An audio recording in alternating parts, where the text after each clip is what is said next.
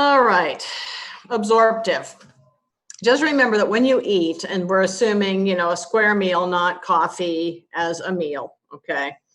But the basic food groups, you have digestion going on for about 4 hours, right?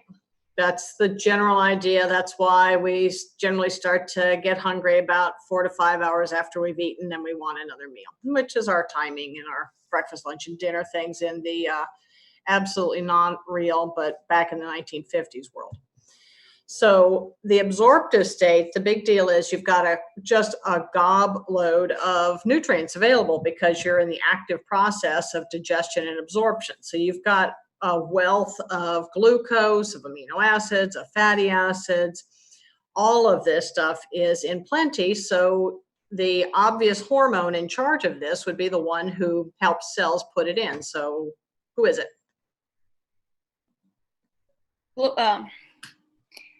Glucose.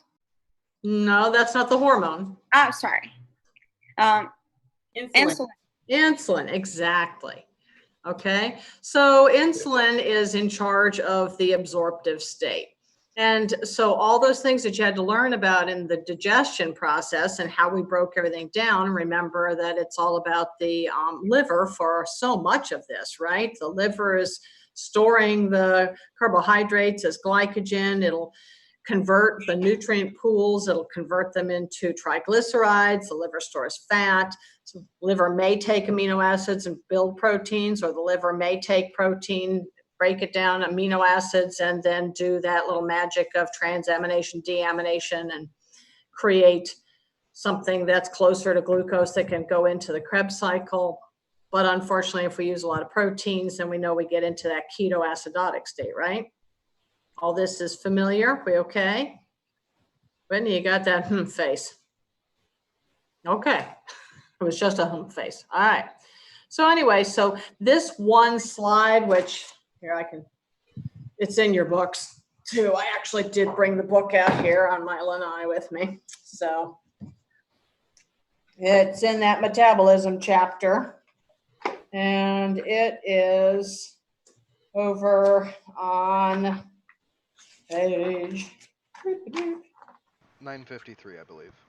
Yeah, there we go. 951 for the absorptive and the 953 for the post-absorptive. Okay. So anyway, all this stuff, it's a great picture as far as I'm concerned, kind of putting it together. Okay. Then we take a while and we haven't eaten in at least 4 hours. It's been a while. So now we're going and looking at our stores. So what we need to do is now convert the stored forms into the monomer forms, right? And our number one place that we go looking is the liver, again, because we store things there and it's our bank. I mean, the liver, truly, all hail the liver. If you guys don't come away from this course with all hail the liver, carbon dioxide plus water equals acid, right? Water full of sodium and other solids, then I haven't done my job. So anyway, so now we first look to the liver, right? And if we're looking in the post-absorptive state, so now we don't have the readily available nutrients floating around in the blood. Now we got to pull from our reserves. That's going to be the hormones whose job will be to raise blood nutrient levels. So the number one, of course, that everybody thinks of is what? What's the first thing you're going to think of as far as raising blood glucose levels? Glycogen. Well, you're close. Glucagon. That's where those two are so close. I'm so glad you did that, actually, because that's a real common one. Glycogen is the storage starch, that carb storage in animals. Glucagon is the hormone. Glucose is the coin of the realm. Yeah, and then we've got, glycogenolysis, glycogenesis. We've got, oh my God, yes, thoughts, right? So anyway, so in this case, when we're in that post-absorptive state, what it means is we don't have a lot of nutrients available. We got to go to our bank, most of the liver, also into the skeletal muscle, hoping that we've stored glycogen in the skeletal muscle, especially if we're carbo-loaded, right? We go looking to the fat. Fat is not our first place we look, as anybody who's ever tried to lose weight knows, right? So glucagon is our first one who does this, but you have to think of the other ones that raise blood nutrient levels. Growth hormone does. It raises blood nutrient levels and then it helps you build stuff. We also have the glucocorticoids, right? The stress hormones that probably this weekend, probably really busy when we add that on top of all of our COVID fun. We are all spiking cortisol levels. I'm pretty sure they're way up there. So that's part of our post-absorptive state, raises blood nutrient levels. Epinephrine does too. When you're in fight or flight mode, it also does. But the first one you should think of is that glucagon because it's the direct antagonist to insulin. Okay, does that make sense? Does that help? Okay, anybody else with anything in that metabolism stuff? Because that was one of the harder chapters for a lot of people.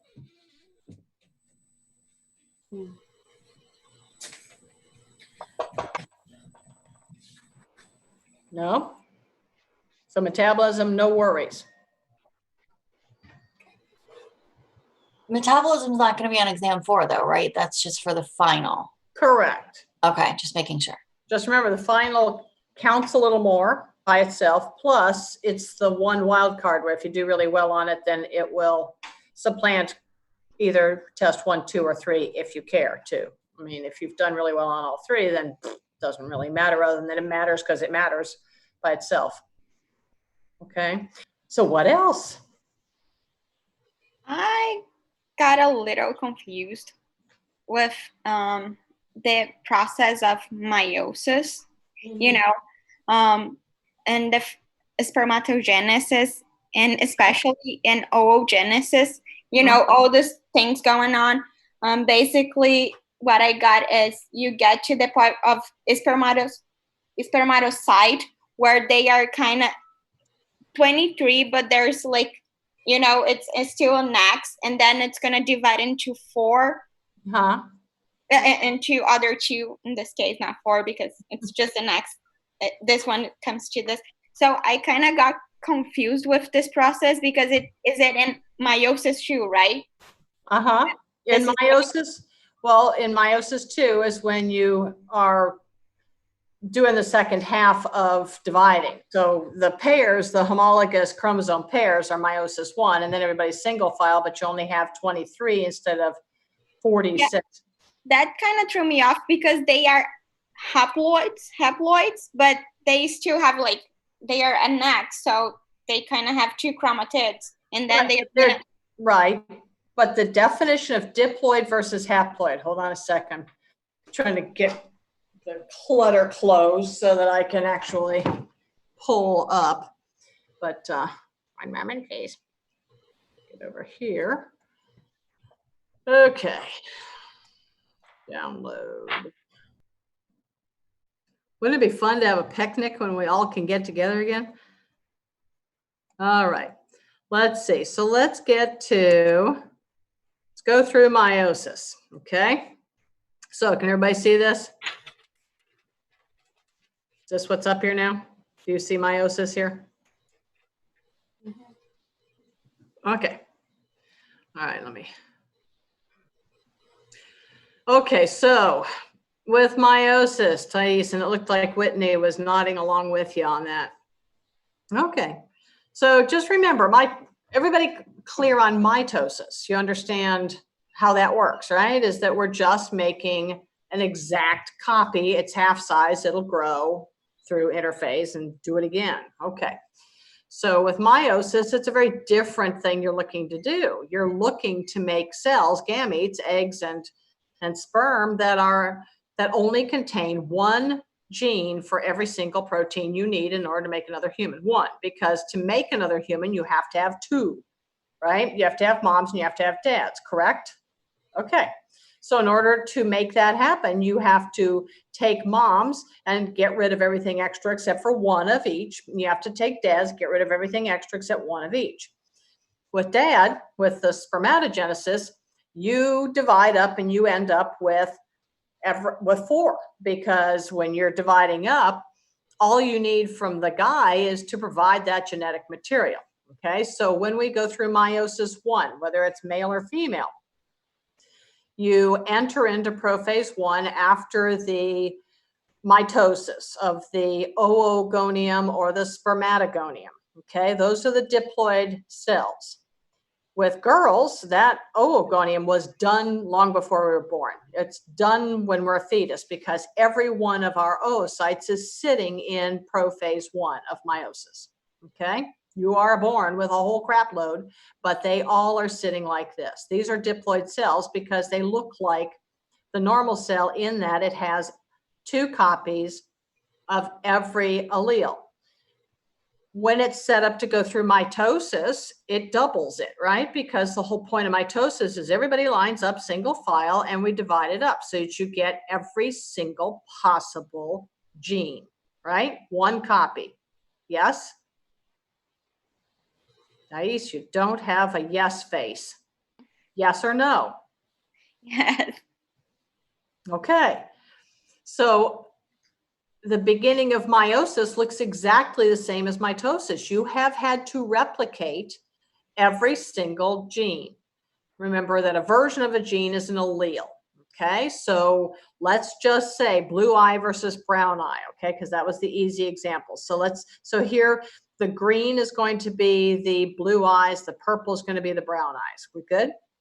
So because we have replicated just as we would have if we were going into mitosis, we got double the genes. We got 2 of dad's blue eye genes. We only needed 1 in the end. We've got 2 of mom's brown-eyed genes. We only need 1 at the end. But when you go through mitosis, you end up with 1 strand that has the brown-eyed gene allele. You have 1 strand that has the blue-eyed allele, correct? Yes? Okay, because synthesis phase, these double things are still counting as 1 chromosome. We define a chromosome as this 1 centromere holds these 2 together. We can count centromeres to say how many chromosomes there are. So whether they have duplicated information or not, they are still simply 1 chromosome. Counted by the button in the middle, that's the centromere. Okay? So if these were single-stranded, as they are when we're in mitosis in a regular old cell, a cell that is has nothing to do with reproduction, it's just a cell. Each chromosome has 1 centromere. Each chromosome is a single strand. It's called chromatin when it's all spread out and doing its stuff because it's being transcribed. So meiosis. Meiosis 1 is very, very different looking from mitosis because these chromosomes that are replicated chromosomes, these are the ones that have gone through synthesis, so they're doubles. They're already doubles. Say the green is dad's, the purple is mom's. Okay, green and purple. So we have 4 genes for eye color. In the end, to make another human, each human's cell is going to have 1 gene from dad and 1 gene from mom, period. That's it, right? Yes? Okay. So then, meiosis 1, everybody finds their partner. So if you are the chromosome carrying the gene for eye color, then you're going to find your partner. So if this is dad and this is mom, then they find each other. They are called homologous chromosomes because they're carrying the same features. One is from dad and 1 is from mom. They find each other. That's synapsis. They form a 4-legged structure, basically, a 4-stranded structure that's therefore called a tetrad. These line up together. All right. We don't know whether mom's or dad's is going to be on which side. That's a random thing. They assort randomly.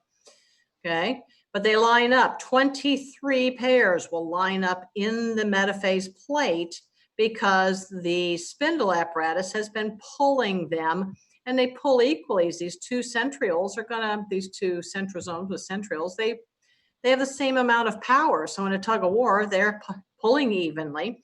They're breaking down and basically deconstructing to pull these spindle fibers back, and we start ripping these things apart. Okay. So maybe crossover happened. They're showing some crossover on this one. And remember, all this stuff is in your book, okay? So these pictures that I've got up here, if you go into your book over on page, wherever it was, somewhere, page somewhere. That's a very helpful thing. It's 1045. There you go. Page 1045. Perfect. Okay, I'm still confused as to like, because you're talking about like mom and dad on the left and the right and everything, but I thought fertilization didn't happen with females until meiosis II. Okay, that's fertilization. That's a whole different thing. Oh, I thought meiosis was part of fertilization. No, it has nothing Now I'm even more confused. other than making the gametes. Has nothing to do with fertilization. It has everything to do with making the gametes. This is how you make sperm. This is how you make eggs. Okay. Fertilization is when the sperm and the egg pronuclei come together. Yeah. That's after all of these have been All made. of it's done. But maybe she's confused because it's when like the female oocyte completes meiosis II only if there's fertilization. That's right. Yeah, so where does that fit in here? Okay, well, I'm not even hearing that you've gotten the meiosis part yet. Yeah, not really. So there's no point in going to the specifics of male versus female until you got the basics of meiosis. Okay. Right? Okay, so first things first. Okay, so are you on page, whatever it was, 1045 in your book? Okay, all right. So when I say mom versus dad, let's just say that green is the chromosome that came from, let's just pretend that this is yours, Whitney. Okay, only you've just become a male. Ready? Okay, so you're a guy. We're gonna make sperm for you. These green chromosomes all came from your dad. The purple ones came from your mom. This is one of your cells, okay? So you have 23 of these pairs of these things. They're only putting in 2 because who wants to draw 23 pairs, right? Okay, so this came from your dad, this came from your mom. So that's why I'm saying dad versus mom, okay? In the end, you are going to make 4 sperm, okay? When you're in touch with your masculine self, okay? You're gonna make 4 sperm. Each sperm will have one of these greens or purples. That's it. One of these greens or these purples. That's it. 23 of these, just one. Each sperm will get one. This one, or this one, or this one, or this one. This one, or this one, this one, or this one. That's it, right? Because now we're going to make you a girl. At the end of meiosis for the girl, granted, you only get one oocyte in the end because the other stuff is kicked away as junk. We call it polar bodies. It's junk, okay? Those chromosomes are junk. But what randomly gets picked to stay in the oocyte is going to be, if this was your oogonium that had just gone into meiosis I, then it would be either this, or this, or this, or this. Either this, or this, or this, or this. You only get one of the 4 strands of a tetrad in the gamete. That's it. It's very, very random as to which gets in there, which lends to a lot of variability in people. Yes, Thais? Sorry, but I'm kind of confused now because I thought when you have your secondary oocyte before you know, fertilization occurs, you still have a whole, like the whole X. Okay, hold on. Yes, you do, but hold on. Because when you have a whole X, you only you have either this one or this one. Right. You are now haploid. And the reason for that is because you're missing, if you have this green X, you're missing this purple one. So you're missing all of mom's alleles that would be on this chromosome. So if this is the eye color chromosome, you are missing mom's versions. They're gone. All you have are dad's. But you have a double set and you only want one. So that's why we're going to kick that out when you get fertilized. Okay, that's where you form the second polar body. Correct, after you're fertilized. Okay. Okay, because yeah, that duplication at the very beginning is where it's just like mitosis, but then it goes completely different because you have to get homologous chromosomes that find each other, synapses. They then form tetrads because there are 4. I don't know how to do 4 with my fingers, whatever. But you know, you've got to get it down, whittle down so that each gamete, if you're sperm, it's easy because all you're doing is you're breaking up each of the 4 into singles. Okay, so if we follow down through, okay, let's just work our way through. So meiosis I, when we get to the end of it, okay, when we've lined up our tetrads at the metaphase plate and kept ripping, we're deconstructing, we're pulling these guys apart. So in this particular example, these are both dads, went over to this left side. These are both moms, went over to the right side.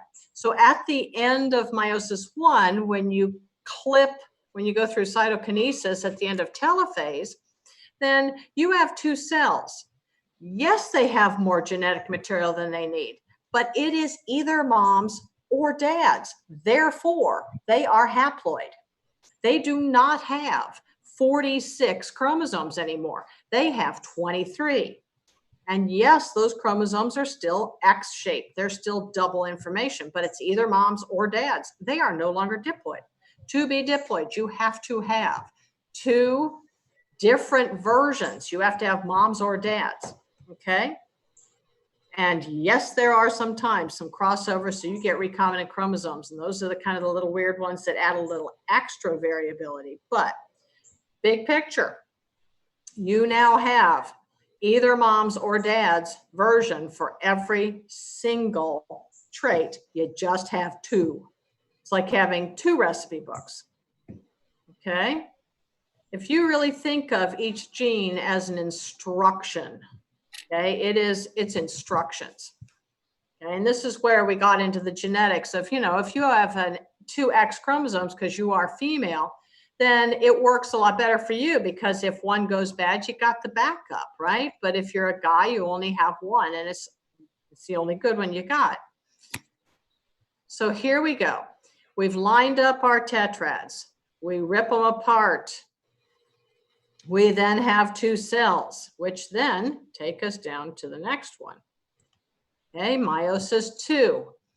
And what we're doing in here, this is how sperm go, okay? So prophase 1, there's no time of interphase, none of that stuff. Each of those 2 cells from the previous one, they went straight, these 2 things went straight on into this. So now they each are going through their own prophase, metaphase, anaphase. But in this case, now they look like mitosis. However, instead of having 23 pairs lined up, they have 23 singles. So it really looks like mitosis. Everybody good with this so far? Okay. All right, so then the normal process that you would expect with mitosis, these now pull apart and you end up with 4 cells at the end. And each of these 4 cells has 1 allele for every single protein we need in order to make another human. But you have to ultimately have 2 alleles. You have to have 2 alleles in order to have a diploid cell, in order to have another person, okay? So right now, all you're doing is making a gamete. A gamete is bringing either mom's or dad's version. And when I say mom or dad's version of a gene, I'm saying the mom or dad of the person making the gamete. So I'm not talking about the new person we're going to create by fertilization. I'm saying that, Thais, if this is yours, This is your mom and your dad, these chromosomes. And you are then sending off to the next generation either your mom's or your dad's allele for your eye color. Better? Yes. Okay. How is Whitney? You're not on my screen at this particular instant. I only have I have a few snapshots and that's it. I'd have to scroll. Whitney, you all right? I'll have to go over it like 5 or 6 more times. It's one of those like not. You have just somehow created a barrier and I'm not sure where it is. So let's move on, okay? Because if we move on to, okay, let's just look at here are possibilities, right? So the whole reason that we all can look so different even within a same family. You know, if you look at my husband's family, Cliff is a redhead. His sister Stacy is a blonde. His youngest sister Lisa is brunette. They have the same parents. Okay, he and Lisa have his mother's jaw set and short, stocky, sturdy legs and butt. I mean, it's all about how things got assorted and then which sperm found which egg. So this slide here, which in your books, just turn a page to whatever that was, 1046. So you have different options, right? Which way do you line up? This gives you variability. Do you do crossover? That too will add to variability. So let's go to the sperm. All right. So this slide is too much on one slide, but it is helpful to have the two pieces here together, okay?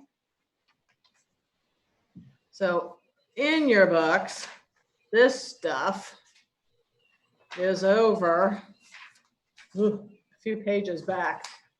Over on page 1056. Okay. So what they've done is they've made it so you can't see the chromosomes now, okay? So I'm going to move down to this one. Okay,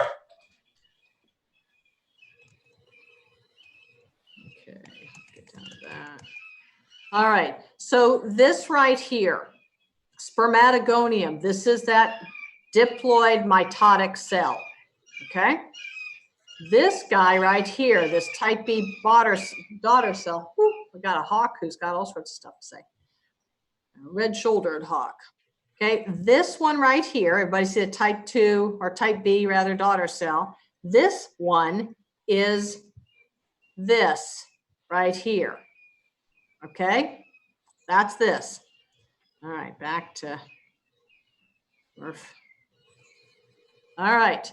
This primary spermatocyte is going to divide at the end of meiosis I. That is this, which is the same as that is this. These two are the secondary spermatocytes they've divided up. So these, where we now have either mom's or dad's chromosomes, which still have 2 strands. So it's more than you need. Okay, so those in prophase 2 are these secondary spermatocytes. Then at the end of meiosis II, when we undergo telophase, cytokinesis, and we've got these 4 things here that have either moms of the person making the gamete or dad of the person making the gamete. These 4 things are these. These are the spermatids. Spermatids are the end product of meiosis II. Okay, so that's the process of spermatogenesis. We end with spermatids. After we hit spermatid, we've completely finished meiosis. Each one of the spermatids has one gene for every single trait we need in order to make another person. Just one version. Blue eyes versus brown eyes. Big ears versus little ears. Whatever. Okay? Spermatids then undergo a process to become spermatozoa. Okay? So this right here is there are only going to be 4 spermatozoa made from the 4 spermatids, because all this is now is we are taking our caterpillars and turning them into butterflies. We're rearranging parts and ditching the stuff we don't need. Caterpillars have lots and lots and lots of legs. Butterflies have 6. Okay, we're rearranging stuff. So spermatid is the end. We're done with meiosis II. That's it. The rest of it here is just shuffling parts around, ditching the stuff we don't need, all that Golgi, the endoplasmic reticulum, all that stuff, moving the mitochondria into this mid piece. The chromosomes are sitting up here in the head. We've put some enzymes in a cap, acrosomal cap up at the top. We've grown a centriole out to become a flagellum so we can move it. So, okay, once you've hit spermatid, you're done with meiosis. That's it. Okay. Whitney, since you're not on my screen, how about you? Are you okay? Danielle's got it. I saw you nod, Danielle. All right. How are others? Okay. You can hear me or not. I can't even keep internet. You what? I believe what, Whitney? Whitney said her internet's having trouble. Oh, great. Oh, there she's back again. I can see her. Okay. You're frustrated. We need some Zen time. Okay, so the best thing to do when you're frustrated first is my old go-to, which is big breath in through the nose to the count of 4. Because the interesting thing about all this and the stress we're under here is that I have said this before, but you guys are amazing, quite honestly. I've been beyond impressed with how you've done this. So you're going to be fine. So big breath in, hold it, and then let it go. Okay? Can we get honorary A's for hanging in there? Well, it's going to be those honorary A's. What those really are things like, there was a show that's called, I don't know if it exists or not, but Whose Line Is It Anyway? Where, you know, the points don't matter. So I give you personal stars and blue ribbons. Unfortunately, the college needs the numbers. But other than that, I would say, you know, what the college has done is that if you really hate your grade, they're not going to give you your money back, but they will let you withdraw after the fact. So there is that piece, I guess. That's sort of there. We're not going to give you a better grade necessarily, but we'll let you decide you want to do a do-over. Except we'll keep your money, because it's an expense that they've already had to pay out. Okay. So Whitney, you are connected. So did you get the sperm thing? Did you get to see it? For the last probably 10 minutes, I've not gotten to see anything. Like, I've just been like off and on. I'm trying to reconnect on my head.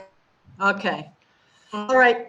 So biggest thing is if you can hear me and if you can get to the pictures in your book, even if you can't see my screen, I'll make sure, and I'm sure I'll have others to help me, but make sure I say what page we're looking at, okay? So that can help. It's the hearing that's the problem. Okay, so Whitney, can you hear me? Thumb up or thumb down?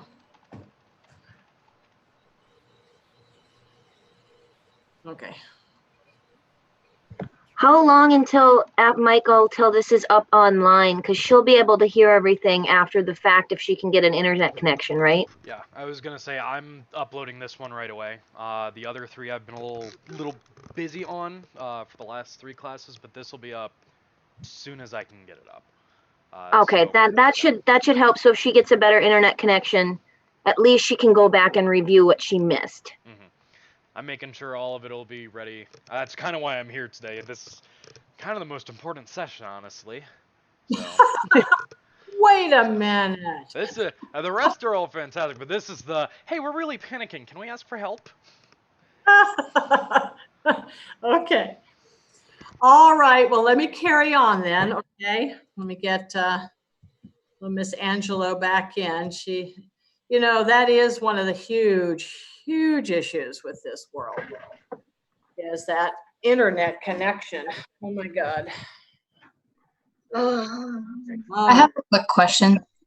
Can we go over Meiosis II for the oogenesis or whatever, so the females rather than this? Because I'm getting lost where there ends up being 4 for spermatogenesis and why there's only 1 for oogenesis. Well, we'll finish. Polar bodies. That's where I was going. Right. Polar bodies are the answer, but let's make sure that spermatogenesis is okay. Spermatogenesis makes better sense to me. It's like if I had a ball of dough, right? And I've got chocolate chips in it. Okay. And let's say I've got white chocolate chips, which to me are a why bother, but I know people like them. And I have chocolate chips. The real reason to have chocolate chips. Okay. So I have 2 different flavors of chips. Everybody with me on this? Because that's really what meiosis with spermatogenesis is that you've got this big wad of dough, of cookie dough, and it's got white chips and dark chips. And you have to, because you have this production requirement, you have to have every single cookie, and you're going to get 4 cookies. Every cookie has to have exactly the same number of chips, either white or dark. And so spermatogenesis does that. It gets everything lined up because it goes through, let me get to this one. Okay, so it goes in, and this is the one that was back on the 45 or whatever it was page. I can't even remember now.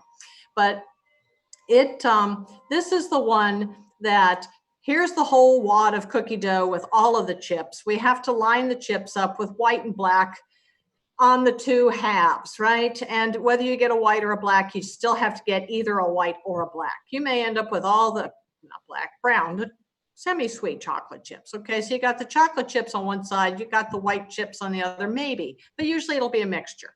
But you have to have the same number. I happen to have 92 of these chocolate chips. So I have to divide them up, okay, into 2 that have 46, and I got to divide them up into a total of 4 that have 23 each. I mean, that's really all this is with the making sperm. Okay, so meiosis I is dividing into 2 halves, each with the same number of chromosomes or chocolate chips, but whether they're, even numbers of the white chips versus the brown chips, probably not. It doesn't matter as long as we've got even numbers of chips, okay, even numbers of chromosomes.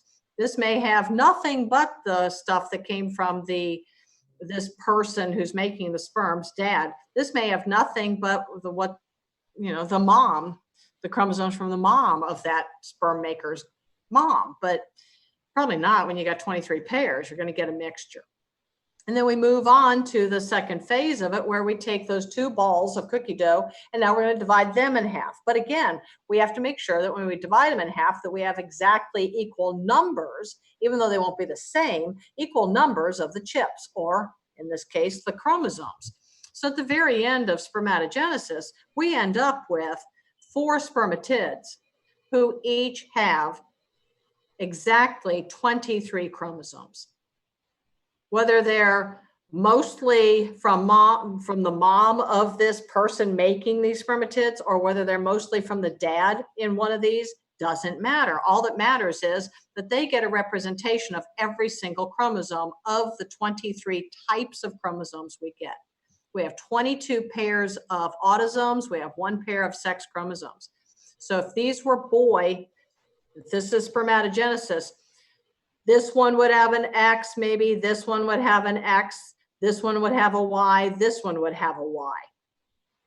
Okay, because we've divided up. So the sex chromosomes would divide up evenly.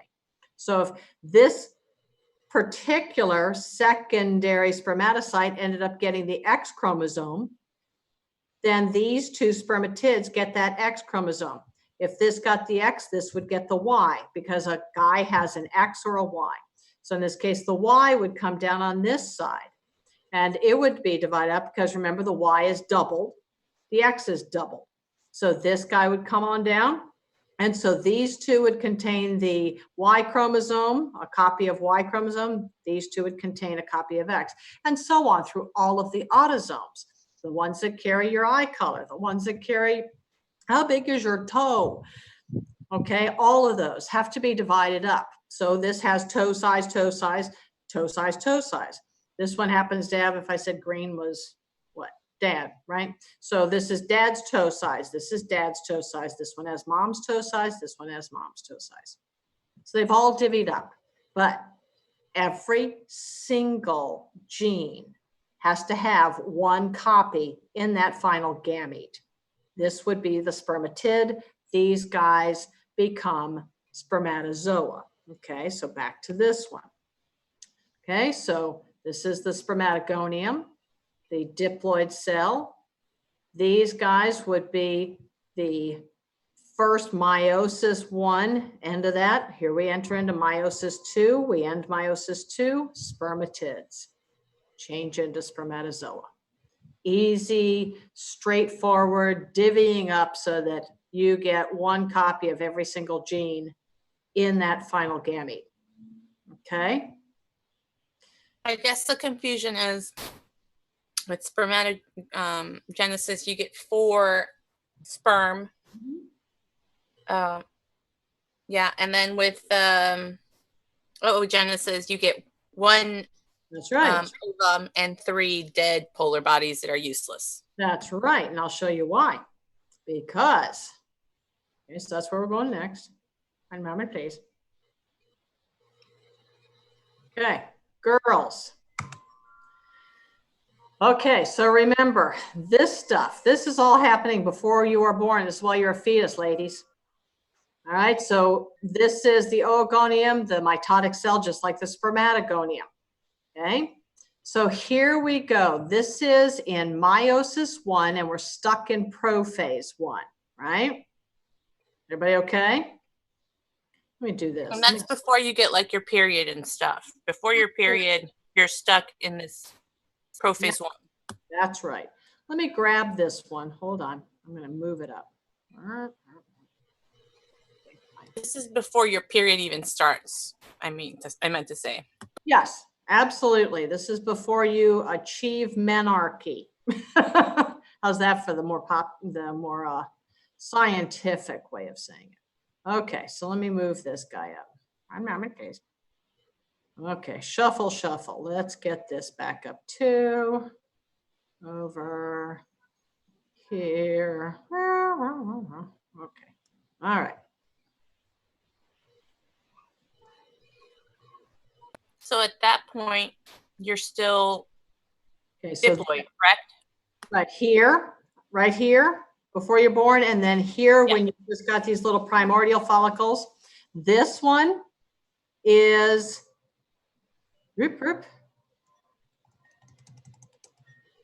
is this. Okay, so this and this are the same. Okay, everybody there? Brittany, got it? Okay. All right, so and remember, all this stuff is the girl part, which is in your books over on page 1070. Okay? All right, so I just shuffled 1070 to be up against the 1045 area where we had the meiosis in the first place.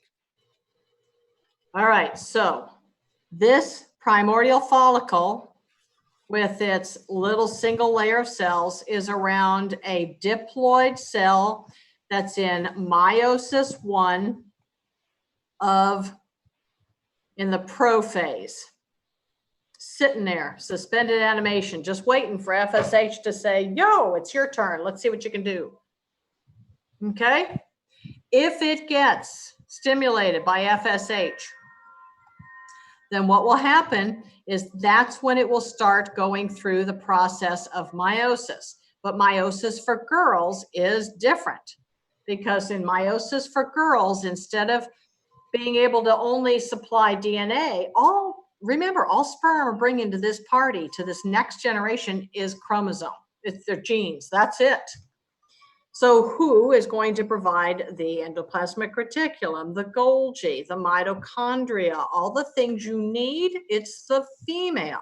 It's in the oocyte. So when the female is making gametes, you can't just take your ball of dough, divide it in half again, and say, good, we're done, there we go. We've got the genes all divided up evenly.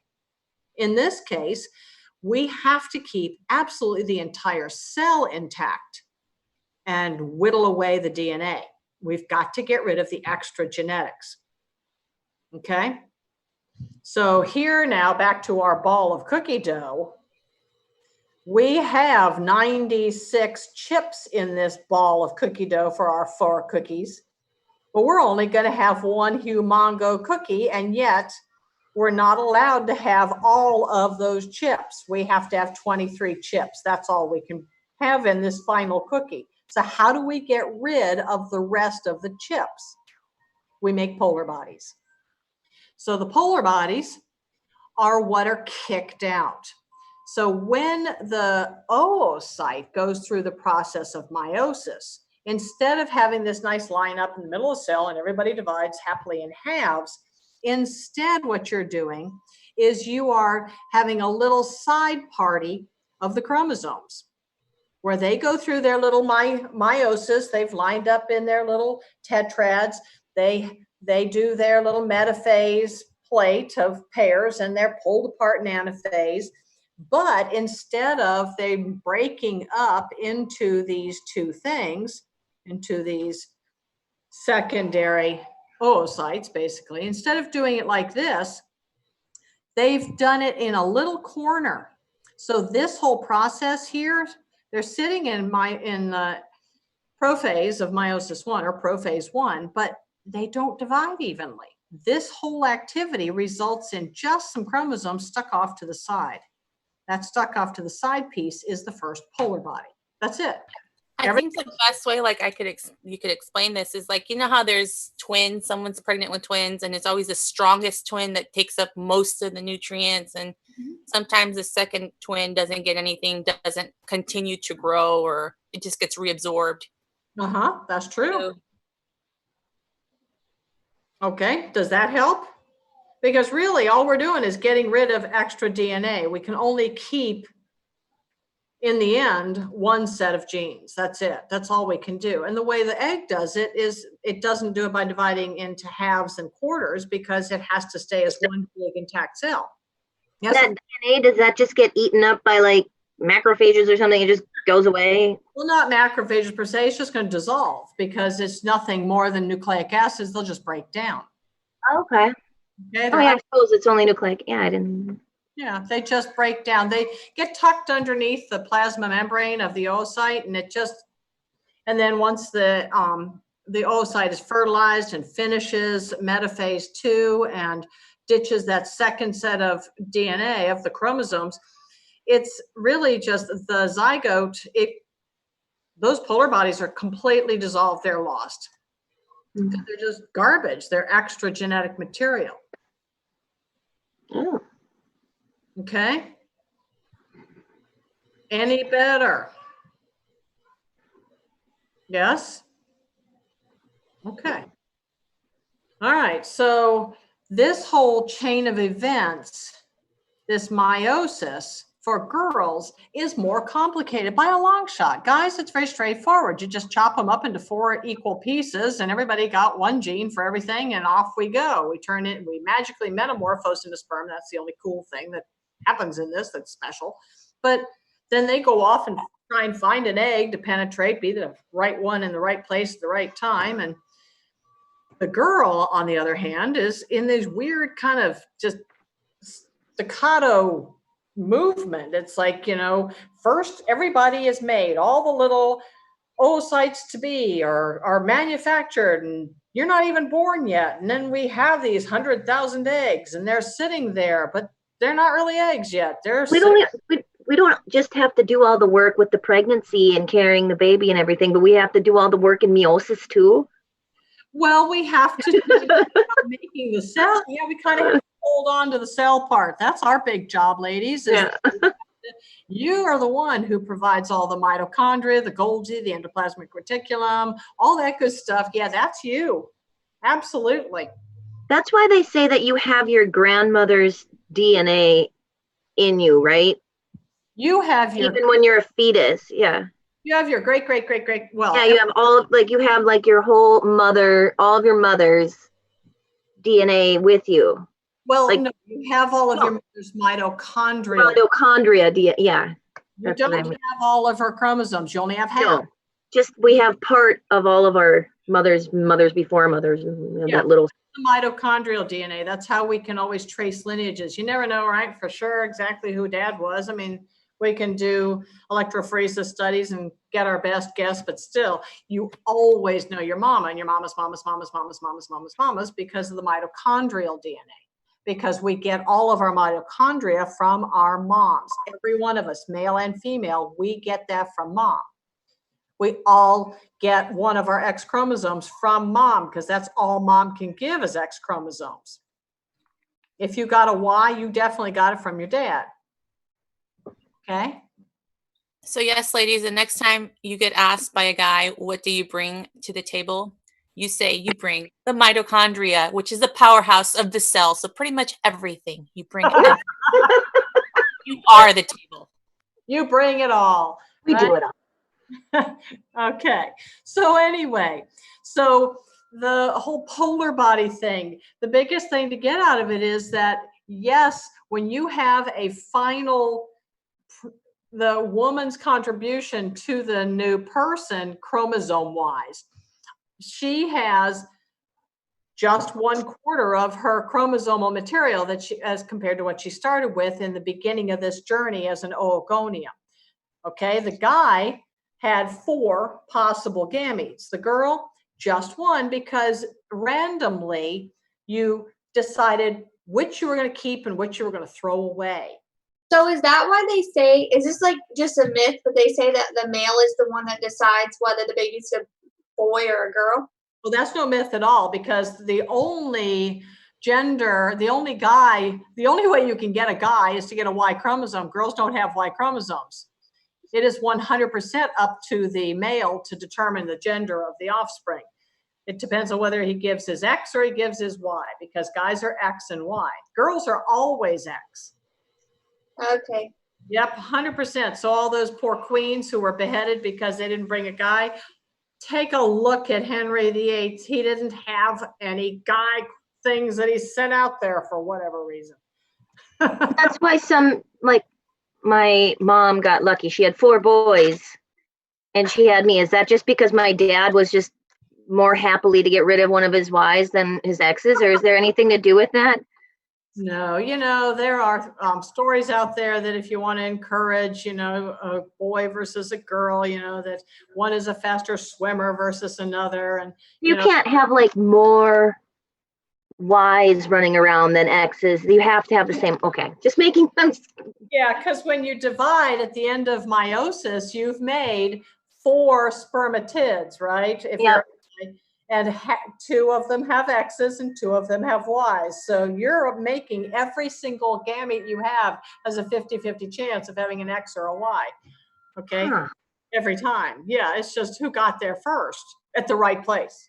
Mm-hmm. You had to be drafting, right? You had to get, everybody else had to do hard stuff, get the barriers away, and then boom, there you were in order to be the one, right? This is like being in a peloton. You've got to have somebody else who's breaking all of the barriers for you, and then you boom across the finish line. Okay? Any better? A little bit? Okay. All right. So moving on, what else can we talk about? I had just one more question about this. On page 1072, there's like a little picture of an ovary, and I was a little bit confused as to how to tell the difference with pictures between a primary oocyte and a secondary oocyte. Okay, let's get into the good pictures of that. Hold on. Past the breasts. Okay, let's get to this one. There we go. All right. So this one. Primordial, straightforward, tiny little things. They look like tiny little bubbles, and they have tiny little shells of flat cells around them. Each has one layer of squamous cell, follicular cells around them. As soon as you get tapped by FSH, and that's not really, when you're stimulated by FSH, okay? To use the appropriate terminology. I tend to anthropomorphize things where, the hypothalamus went and talked to the adenohypophysis and said, okay, go tap a couple follicles, would you please? So anyway, we're not tapping, we're sending out FSH. So FSH stimulates a primordial follicle. That primordial follicle, when it does stimulate it, what it's really doing is it's stimulating those cells around it. So when you look at a primary follicle like this guy, and again, take a look at them in your books, because on 1072 it's bigger to see, but look at that number 2 where it says primary follicle. There are no extra spaces. You're going to start getting those flat cells will become cuboidal. They actually get larger, and they start mitosis, and they start making extra rings of them. Okay, so you'll get these cuboidal cells and get more and more layers of cuboidal cells. Now, in order to actually be called a secondary follicle, and this is where it gets confusing, is instead of looking at that secondary follicle they show you, it's easier if you look at the one that says early vesicular, because really that is a better example of secondary. Okay, a secondary follicle has multiple layers of these follicular cells that are cuboidal. These are the guys that are, or gals, that are putting out estrogen and progesterone. This is what they're doing, okay? They are endocrine glands cells. And they're also making follicular fluid. So when you look at these little bitty spaces here where they say forming antrum, okay? These guys are making follicular fluid so that we can build a great big mature follicular, tertiary, graphene, mature, whatever, too many names for the same darn thing. But this one antrum with your oocyte with the little packaging of the zona pellucida and the corona radiata, this is the final stage where at day 14 it's going to pop and release this thing. The secondary follicle is where you start seeing these little bubbles, okay? Some rude deer fly just chewed on me. So anyway, secondary follicle has a secondary oocyte. In other words, that oocyte has finished meiosis 1 and gone into meiosis 2, okay? So primordial follicles are sitting there in their tiny, thin little shells. They are sitting in prophase 1. FSH comes along, will then stimulate these follicular cells, increase estrogen production, work in our meiosis now. We're going to go all the way through meiosis 1 and get to meiosis 2. So once I'm a secondary follicle, I am in meiosis 2. And what that means is that I am sitting there with a polar body that's tucked up underneath my cell membrane. It's half my genetic material. I randomly chose half my chromosomes and ditched them.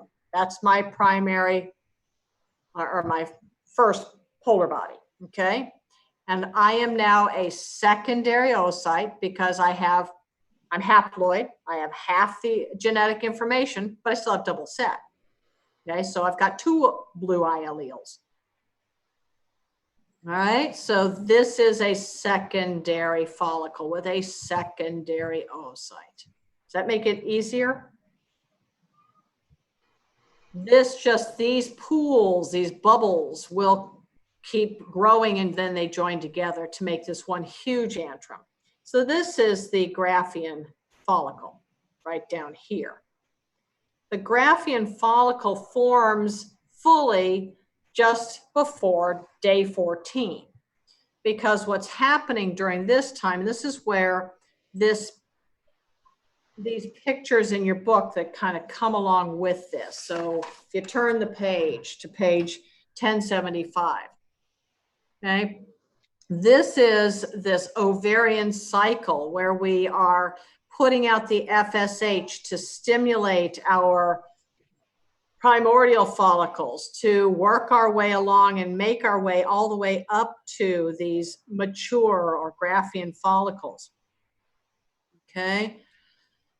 We use this one to really kind of tie everything together. This is one of the better pictures, and this is on 1077. Okay. So as these little follicular cells are growing, my estrogen levels will be growing over here.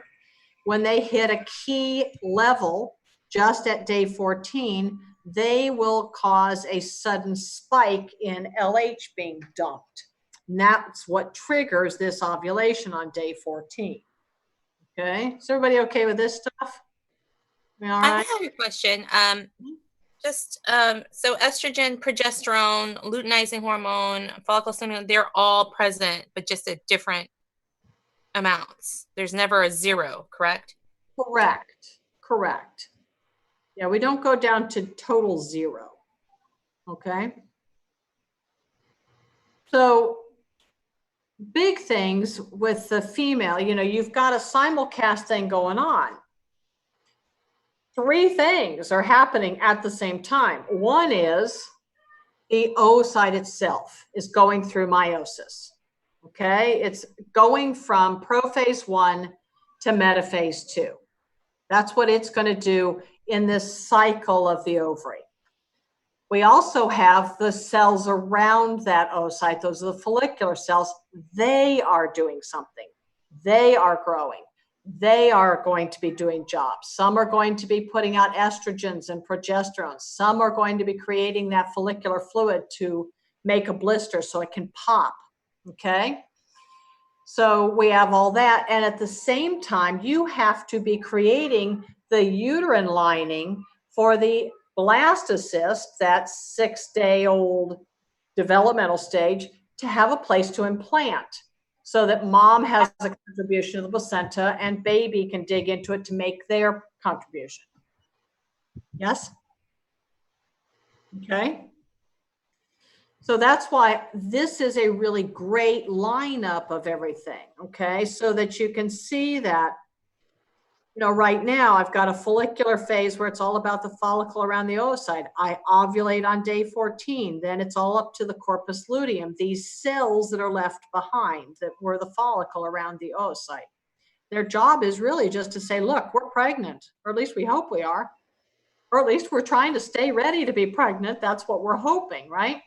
And when we say this, what the corpus luteum doing is now talking to the uterus. That's what we're talking to. Because the big thing is that I need to make sure that there is something that is ready for a blastocyst to implant just in case fertilization occurs. But if you get to the end of day 26, 27, nothing's happening. There's no message, HCG, human chorionic gonadotropin. There is no blastocyst, there is no HCG. If there's no HCG, then the corpus luteum says, I'm done, and it says, I'm out of here. And so that's when those progesterone and estrogen levels plummet, and that's why the uterine lining then, the stratum functionalis, says, well, why am I here? And we shed it, and we start days 1 through 5 menses, okay? So females are a whole lot more complex than males in this party, just a whole lot more complex. Do we have to know in details like the Tecal cells and the granulosa cells, the hormones they are producing? We just need to know the basic.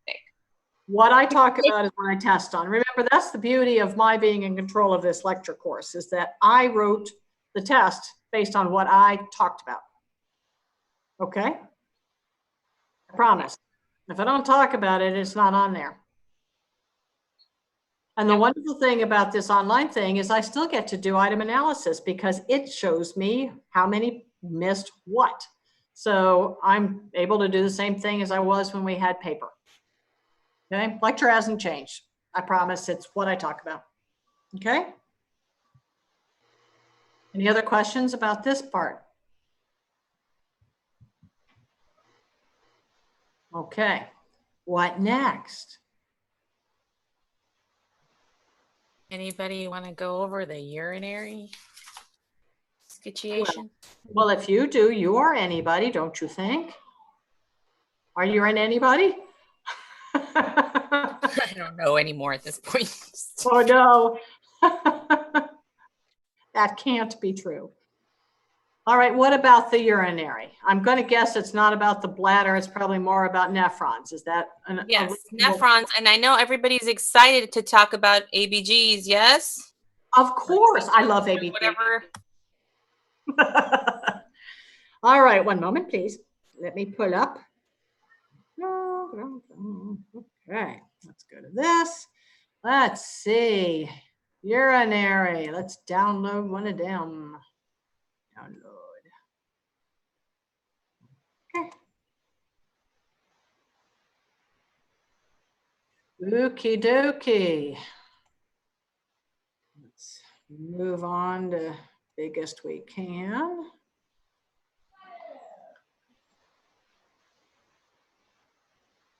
All right. These guys. What are we wondering?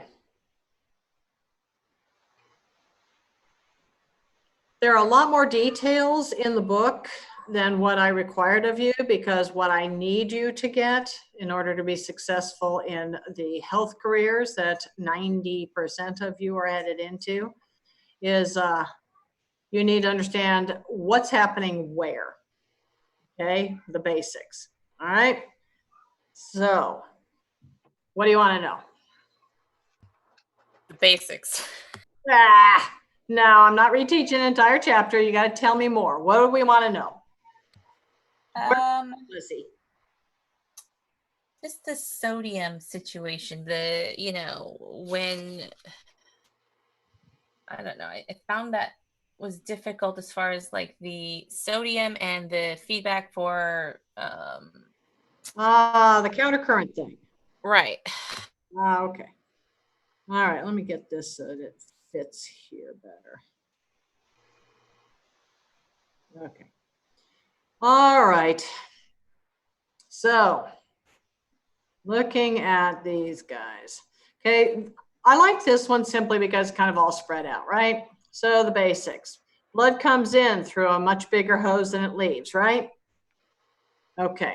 Kidneys are pretty weird because they have a capillary bed that is an arterial bed. It's not arteriovenous like normal capillaries. It's artery in and artery out, right?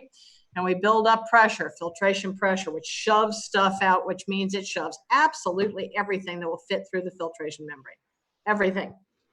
And hopefully the filtration membrane with its filtration slits formed by the pedicels of the podocytes and the basal lamina and the fenestrations of the capillaries themselves, all those things should keep big stuff like proteins and cells out. But it will allow everything else through, right? All of the nutrients and the electrolytes, the water, protons, all that good stuff gets through easily. However, we want to keep most of it, correct? So the first thing is in the proximal convoluted tubules, grab back absolutely everything we can because, you ate stuff so that you would have the nutrients. We don't want to send it out in the urine. Plus, if we send too much solute out in the urine, then we have osmotic diuresis. You're going to start shoving water because water follows sodium and other solids, right? Including sugar, right? Glycosuria, polyuria, polydipsia, diabetes. Okay. So the other thing that happens in that proximal convoluted tubules, it's a great place to ditch stuff that we don't want, like protons. If you want to regulate your pH, this is the place we are going to ditch protons. Okay, so if we've got too much acidity, too many protons, throw them out in the proximal convoluted tubule. Just get them gone, put them in the urine, send it out. Okay, then we get to the tweaking department, because quite honestly, the rest of this is about tweaking. Proximal convoluted tubule is really about the major stuff, about reclaim everything we can and ditch some secrete stuff that we don't want. The urea, the uric acid, you know, a lot of drugs will be secreted out of here if we can secrete them, protons, things like that. All right, so then we get to tweaking departments. So tweaking happens down here when we're getting into the loop of Henle. That's where we start, right? This is the sodium water reclamation center. The loop of Henle, is that part of the distal convoluting tube? No, it's before it. Right, right. So we're starting our tweaking here, okay? Okay. This is our salt and water reclamation. This is where we do the vast majority of reclaiming sodium, chloride, and water. Thais? I gotta unmute yourself, honey. Sorry. I got a weird question. It may sound stupid, but there are two types of nephrons, right? The juxtaglomerular nephron and the cortex one. Right. Even the cortex one has the vasa recta, or it just has the peritubular? I got kind of confused with this. No, they all have, yeah. They all, if you are a loop of Henle, you get to have vasa recta.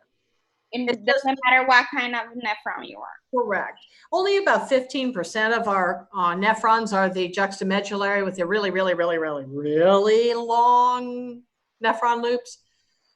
So they both have vasa recta. You just, I thought only the really long ones have the really, really, really good vasa recta. But the whole process of reclaiming sodium and water, the salt and water, is because you have a countercurrent mechanism. Otherwise, it wouldn't work.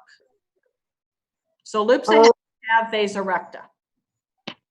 Both. Oh, I didn't. It's kind of confused the way they explain things. So yeah, I thought the same. It doesn't sound okay. Very. I thought that most of the filtration happened, like the major stuff happened in the juxtaglomerular. I'm not gonna be able to say it right. The juxtaglomerular nephron, because I thought that was the only one that had vasa recta. Ah, crap! I thought the same thing. Okay, if you are, well, think about the process of in order to reclaim salt and water, I have to do this countercurrent mechanism. Does that make sense?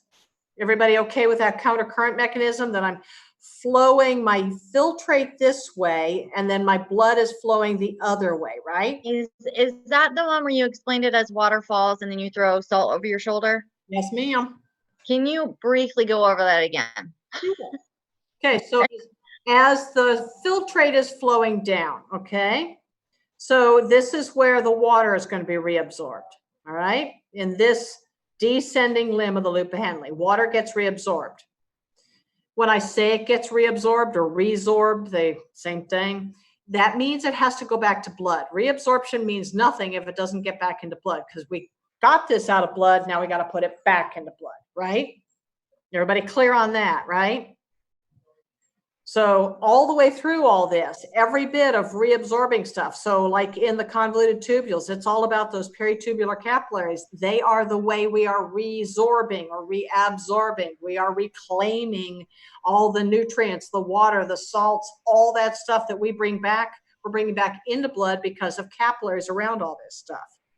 But for the loop of Henle to work, whether you're a shorter loop or you're a longer loop, you need to have the blood flowing in an opposite direction, because as I'm flowing down the descending limb, it's important that blood pick up water. But as I'm flowing this way, the blood is flowing the opposite way, right? So filtrate flows in this picture from left down to upright, correct?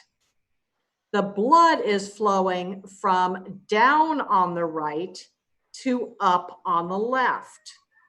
So as this happens, as the limb that's going up, what's being reclaimed is salt. Sodium is being reclaimed and chloride follows chloride follows the sodium because salt is a married entity. Sodium chloride is salt, table salt.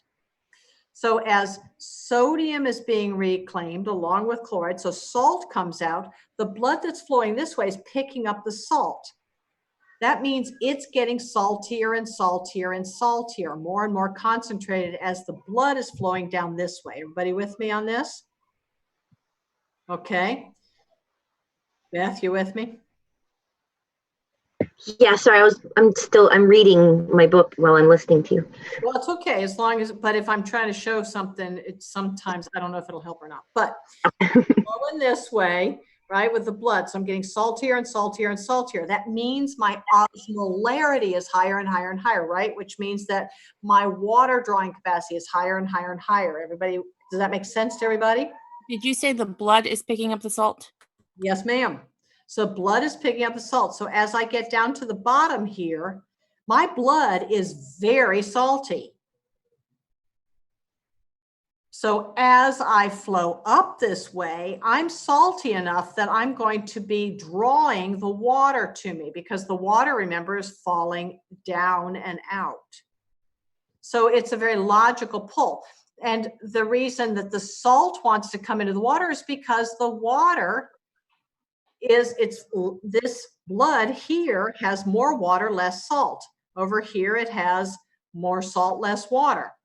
So it's a counter current mechanism because I've got filtrate flowing one way, blood flowing the other. So they draw the right way. It draws the water and it draws the salt. It's a brilliant mechanism. But for this to work, that's the way it has to work. So therefore, you have to have the vasorecta around loops of Henle, regardless of how long they are. But all loops of Henle are in the medulla because that's how we set up this whole gradient thing. That's why when you look at, and we didn't get to look at them in lab, but when you look at a sheep or a pig kidney, those renal pyramids are striped because in those is where all the straight lines are going. All of the loops of Henle, all the collecting ducts, everything is flowing in a straight line. So when you look at the renal pyramids, they look striped because they are made up of parallel tubes, all leading towards the renal papilla. Okay, is that better? Okay, now we keep going. So we get to the distal convoluted tubule.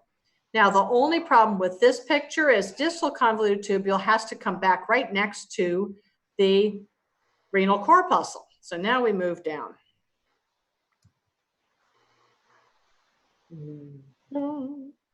Okay.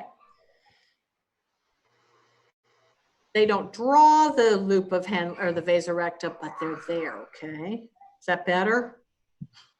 See how they didn't put the peritubular capillaries around down here, and they didn't put the peritubular capillaries around up here? That's only so you could see things better.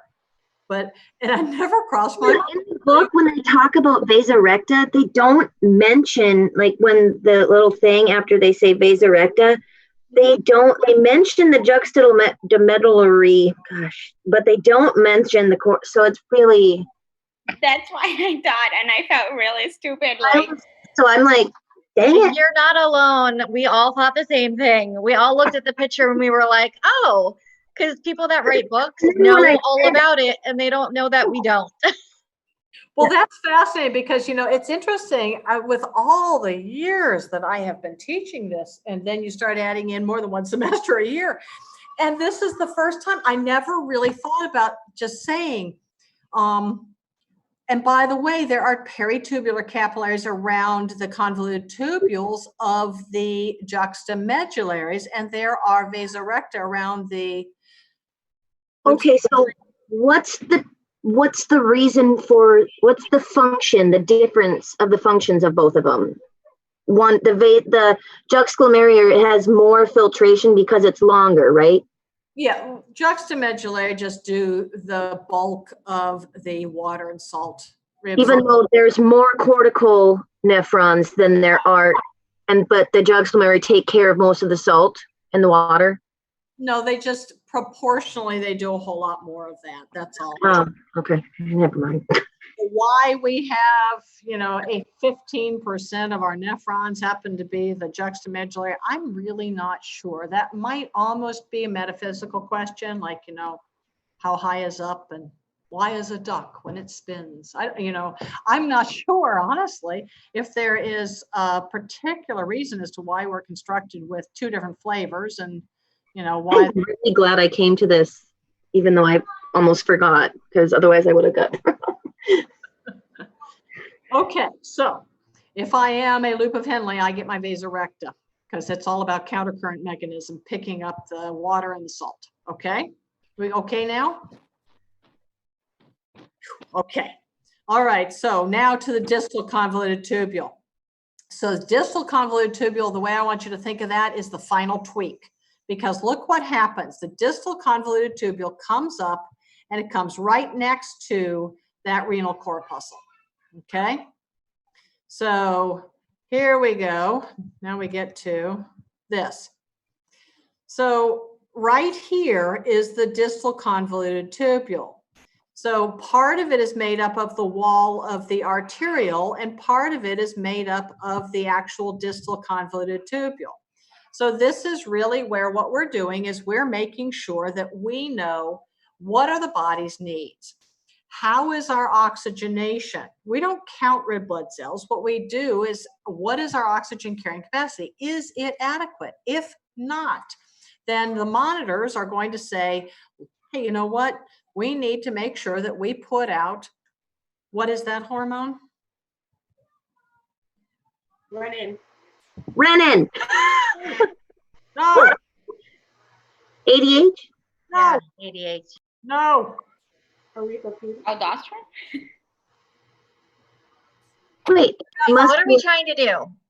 Oxygen carrying capacity. What do we need? Erythropoietin? Yes. Yes, indeed. Erythropoietin. Because if there's not enough oxygen carrying capacity, we're not counting red blood cells. We just know we need more oxygen carrying capacity. So go stimulate the bone marrow. Okay. We're also monitoring pressure and we're monitoring osmolarity. So with the pressure, now we get to renin, but is that a hormone? Please say no. No. Renin? Yeah, no, because renin is an enzyme. Its job is to take angiotensin-ogen made by the liver and turn it into angiotensin 1. You remember this one? Renin angiotensin aldosterone system. If you don't remember it, I am personally going to find you later and thrash you because I've beaten this one into your heads. I'd better have. All right? Okay. So we can put out renin to increase our blood pressure because the renin angiotensin aldosterone system causes you to vasoconstrict with the angiotensin 2. How did we get angiotensin 2 from angiotensin 1? Angiotensin ACE. What's its name? Yes, you're right, ACE. So angiotensin what? What's the CE? Converting enzyme. Yes, converting enzyme. Who made it? Your lungs. Which cells? The second type. I can't remember.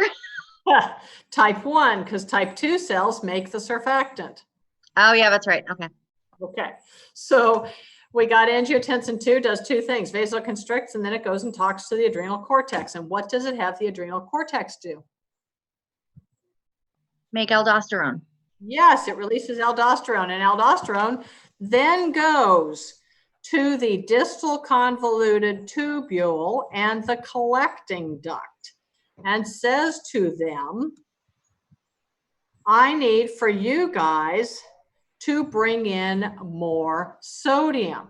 Okay, but then who wants to follow sodium? Water. Water. Okay, so water does, so who let the water follow the sodium? ADH. ADH. ADH. Who made the ADH? Trick question. Who made it? Hypothalamus. Good. Who released it? The posterior pituitary.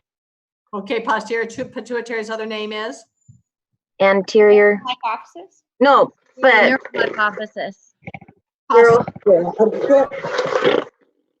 All right. Okay.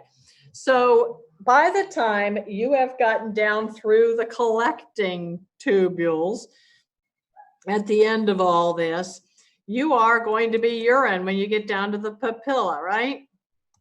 Once I'm all the way down, let's see, let me get down. I like this picture. That's a cool picture. Don't you think that's a cool picture? Love that picture. Excuse me. Perhaps I should take a sip of my water. I have a quick question from a few slides back. So it's the vasa recta reabsorbing, not the peritubular capillaries? Oh, no, peritubular capillaries reabsorb also. Oh, absolutely. What they're reabsorbing, though, is all of the other stuff.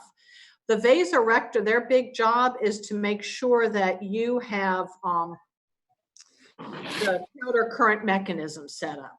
Okay, but the let me get to that. Interesting. Whoops, where'd that go? The peritubular capillaries are picking up the vast majority of stuff, honestly. Where are we? Here. So the peritubular capillaries are all around all of the convoluted tubules, and they pick up the glucose, amino acids, most of the water and electrolytes. Honestly, it picks up anything that we're trying to reclaim before it's sent out to urine.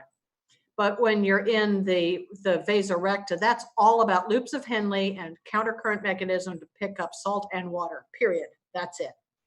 But remember, all of these, the peritubular capillaries, the loops of Henle, they all come together after they're formed from the efferent arterioles. And they all come together to lead into those cortical radiate veins. Okay? That's where they dump back in, or interlobular veins. That's where they come back into. So the flow comes in through afferent arteriole, through that glomerulus, out through the efferent arteriole, which then forms the peritubular capillaries and the vasa recta. Okay? They then drain back into that cortical radiate or interlobular vein to go to the arcuate veins, et cetera, on your way out. Okay? Good? Okay. So just think of vasa recta as being this loopy ladder that just flows blood the opposite direction of the filtrate flow, and it's for picking up water and salt. The rest of it, the peritubular capillaries, are vital because what they're doing is picking up everything else that the vasa recta didn't pick up. That's a big deal. Okay? I have a question before we move on. You were talking about the juxtaglomerular complex apparatus. And I kind of got a little confused with the mechanisms because there is the interior and the exterior, and there's the myogenic.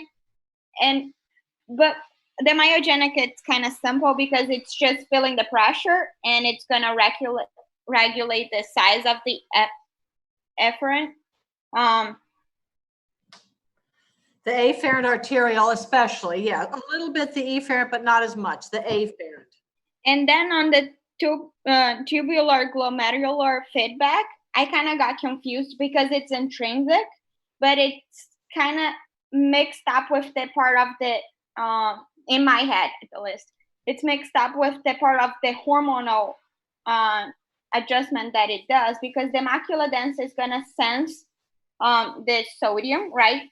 And then it's going to regulate the hormonal part of it. But that's why I got confused with the tubular glomerular feedback. Is it going to act without hormones? And then it starts the hormonal part of it, you know, like, sorry, I got confused. That's okay. There's a lot going on in the nephrons. Okay, there's a lot. So what I need for you to understand that'll get you along for the world of healthcare professions.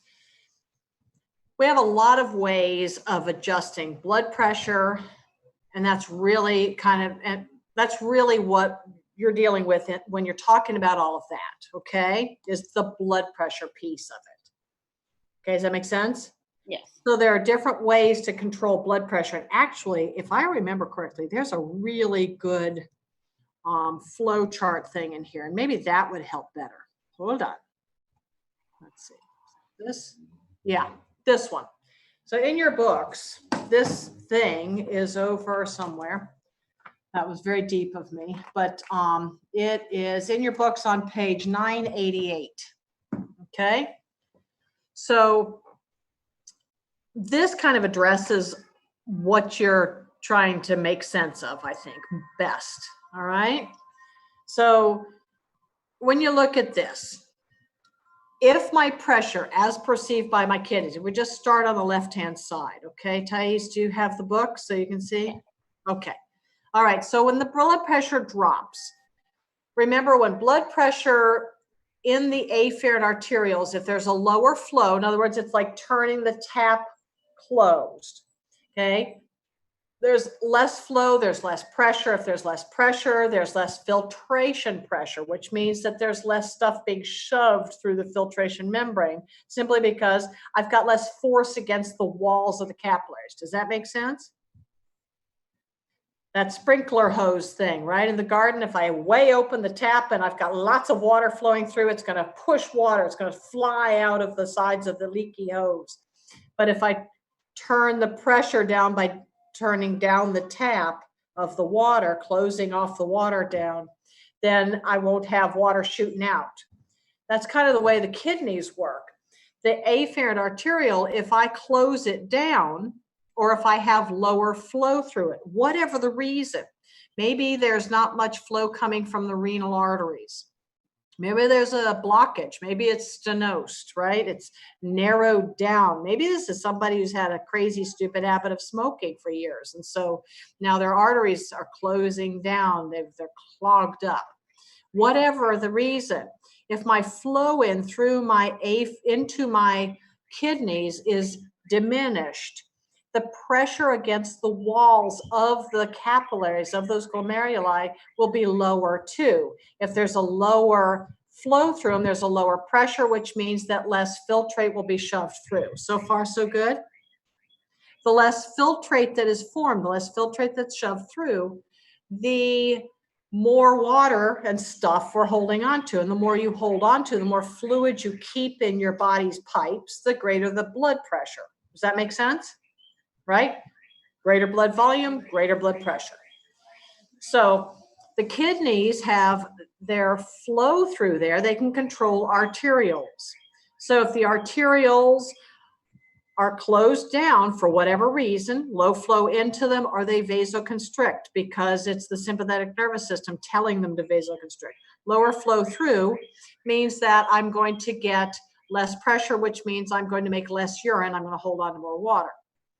So what they're saying in this side, if I've got a low blood pressure in my afferent arterioles, I'm not going to make as much flow through. I have a decreased glomerular filtration rate because I have less pressure against the walls. I'm making less filtrate. So far, so good with that first box. Okay. So then what happens is I'm going to end up to compensate. I have stretch receptors that say, hey, maybe we should vasodilate. So I vasodilate. That's a myogenic response, myo muscle, right? So the myogenic response says, I need to vasodilate. I'm opening up the water flow. So I'm getting more blood flow through there. If I get more blood flow into my glomerulus, I increase the filtration pressure. I shoot more fluid out. I've increased my glomerular filtration rate. I've made more urine, potentially, which means my blood pressure will drop. Yes? That's why I kind of got confused, because you already have a low blood pressure, and because of it, you are going to vasoconstrict and you are going to produce more urine. And this is going to drop even more your blood pressure. This is about compensating. Right. So if I drop, what I need to do, okay, this is just, I understand what you're saying. Okay. So this is one side. This is looking at what happens in my flow inside the kidneys. This part's looking at the whole big picture with chemicals, right? They are integrated? Yes. Okay, because I thought there was different mechanisms, but No. they were not integrated. It's all integrated. Okay. So This one, yes, if I vasodilate, I'm going to put out more urine. So this is a way right here, if I've got decreased pressure in the afferent arterioles, okay, what they're trying to do is increase my glomerular filtration rate. Okay, we're not trying to raise this. If I increase my glomerular filtration rate, you are absolutely right. I am going to then make more urine, which will drop my blood volume. You are thinking exactly right. Okay, so these are two different sides. Watch this. Okay, so go over to this column now. Okay, let's sort of work our way through the flow thing. Maybe that'll help. You're not wrong. You're exactly right, Thais. I mean, that's exactly right. If I make more urine, I have less blood volume, my blood pressure would drop. Okay, so they're saying this is kind of the problem here. Here we've got, if my glomerular filtration rate dropped, I have a decrease in the production of filtrate. We agree with that, right? Pressure's dropped, make less filtrate. Okay, so therefore now the macula densa cells say, hey, you know, we have an issue here. So one of the things it'll do is it'll say, let's release renin. Another thing it'll do is it'll say, okay, let's work on this vasodilation in order to increase the glomerular filtration rate. So all of these things here are going to drop the systemic blood pressure, correct? Okay, so we would do the exact opposite if we want to raise it. So if we want to raise blood pressure, we're dropping it. If we want to raise it, then we want to vasoconstrict, correct? Okay, so I can see how this confused everything, okay? But what I'm hearing from you guys is that you actually understand the concept. And that's what I need you to get. So this gives you the pieces, but holy moly, you're right. So think of it this way. I vasodilate, I make more urine, I drop blood volume, I drop blood pressure, okay? If my blood pressure is too low, then one thing I can do is trigger my renin, angiotensin, aldosterone system, okay? And I need to make sure I inhibit vasodilation of my afferent arterioles. I'm trying to inhibit it, okay? So right in here, like we just scared off Thais. Sorry, my computer's You're almost died. okay. All right, so right here, I think the piece that was missing from making it make sense, I think if you missed this one little piece here, you were lost for good. The vasodilation, we agree, would increase the pressure, would make you pee out more, right? It'd increase your glomerular filtration rate. So if I need to hold on to my water, I have to inhibit it. Release of vasoactive chemicals are inhibited in order to raise the pressure, okay? So the pieces that you need to understand, it sounds like you've got. Vasodilation versus vasoconstriction. If I dilate, I increase the glomerular filtration rate, I'm gonna make more urine, I'm gonna drop my pressure. If I vasoconstrict, I'm gonna slow down the glomerular filtration rate, I am going to make less urine, I'm gonna hold on to my water, I'm gonna keep my pressure up as best I can. The other piece of it is the renin release. So if those macula densa cells say, holy crap, we need to increase our pressure, then they're going to have the JG cells put out renin, which is an enzyme. Renin is going to make sure that we get down the renin, angiotensin 1, angiotensin 2, vasoconstrict, and release the aldosterone, which we all know now for sure because I've beaten you senseless with it. Does the sodium reabsorption, then we let ADH help the water follow it, and we get more water in, and we vasoconstrict it. So all of that will raise my blood pressure. The other, yeah, go ahead. I thought the macula densa cells were detecting like solute content, and then the juxtaglomerular cells or granular cells were detecting blood pressure, right? Yeah, that's right. Okay, just making sure. Yeah, they're both about detecting, basically about blood pressure, because it's the, do we have enough solute? Do we have enough for pressure? Okay. I have a quick question. Yeah. So I just want to make sure I'm understanding it correctly. When you vasodilate the afferent arterioles, you're saying it's a decrease in pressure. Is that like your overall blood pressure, not the glomerular pressure? Because the glomerular pressure would increase, correct? If you vasodilate the afferent arteriole, you will increase your glomerular pressure, which Okay. means that you're making a higher filtration pressure, which Mhm. means that you are pushing more of the stuff that can get through the filtration membrane out. So you will drop the blood pressure. Got it. Okay, so you got it. Okay. All right.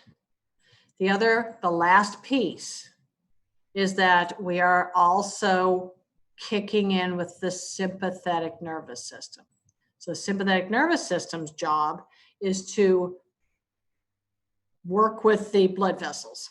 So it can work with vasoconstricting inside heading into the kidneys. So if it vasoconstricts the afferent arterioles, then we decrease glomerular filtration rate.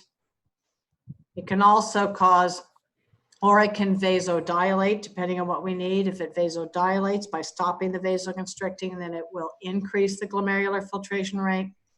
If I am in, oh no, I may die mode, I'm definitely going to want to vasoconstrict everywhere because I want to decrease how much urine I make. I want to decrease my size of all of my arteries that I can so that I can increase the pressure of the fluid that's in those arteries in the periphery. Okay, is everybody okay with that stuff? All right. Whew. Kidneys are definitely worth talking about. All right, what else?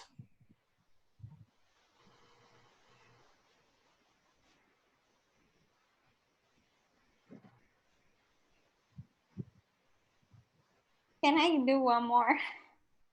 Sure. Sorry. Don't worry, somebody needs to ask something. So thank goodness you're here to ask things, Thais. Why the urea goes to the loop twice? Why does it go twice? I don't know.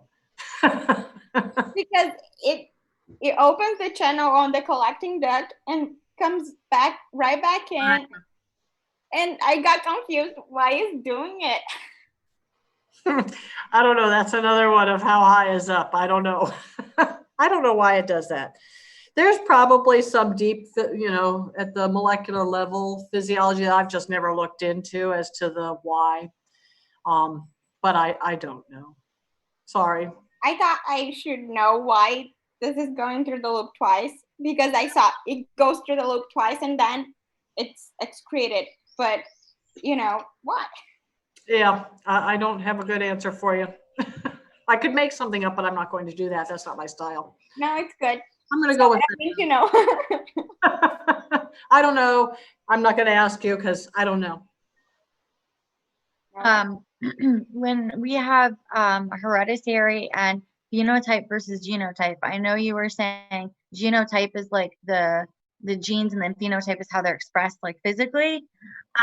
But like some of the questions I've seen and stuff had like, I get confused with like how many letters there are. So like you would have like blood type with genotype compared to phenotype, and then you would have the same thing with like genes that are expressed, whether it's hemophilia or whatever. And then sometimes I was like, do I put 4 letters or 2 letters? Like I got confused with like the formulas on that.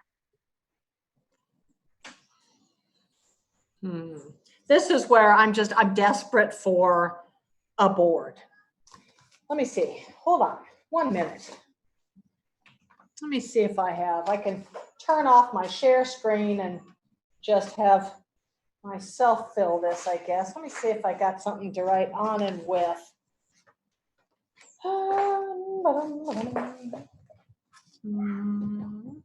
1 moment, please. I shall return.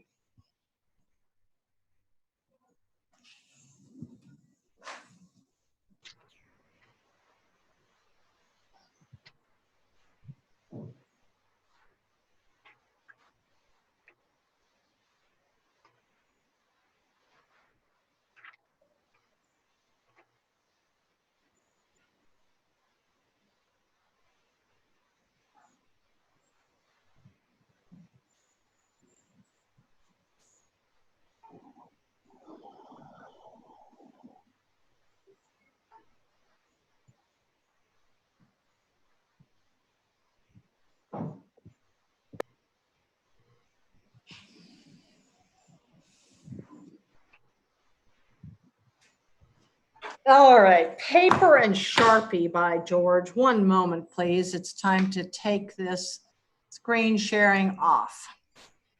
All right. Are you ready? All right. Am I like the main thing now that you're seeing? Okay. All right. Gotta switch it. So, Switch it. what is fuzzy? So let me do what I would have done under normal circumstances. How's that? I don't want to do absolutely everything, but let's talk about, let's just do the basic one, okay? Of just eye color one. Would that be helpful? Or is that, can we start past that? Oh, you're still muted. Turn your mute off there. Okay. Actually, the one that I got the most confused about was with blood type and genotype versus phenotype. Okay. So here's what we're going to do. I'll have to draw it and then I'll show you. Okay. So, and if you want to write along with me, the convention for the alleles for blood type is they use capital letters with an A or a B to express the alleles for blood type A or blood type B. Okay. So this is one of those codominance things where you multiple allelic, where you can see if it's there, it's expressed. Okay. So it's kind of like if you've got a couple of people, dominant versus recessive. If you're the dominant one in a pair and you've got one that's just bless their little pointed heads, they're just a little person, right? So you get these two people that come in and this is the one that you see, this one you don't see at all. They kind of hide behind the other one. Okay. So dominant, recessive. Then we've got the incomplete dominance where these two come together and they form something in between, right? Okay, so this is like brown eye versus blue eye, right?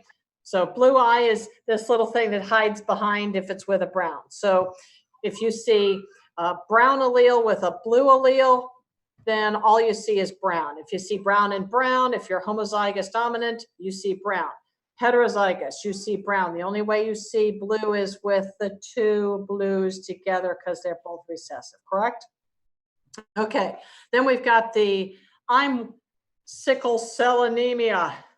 I'm normal. Well,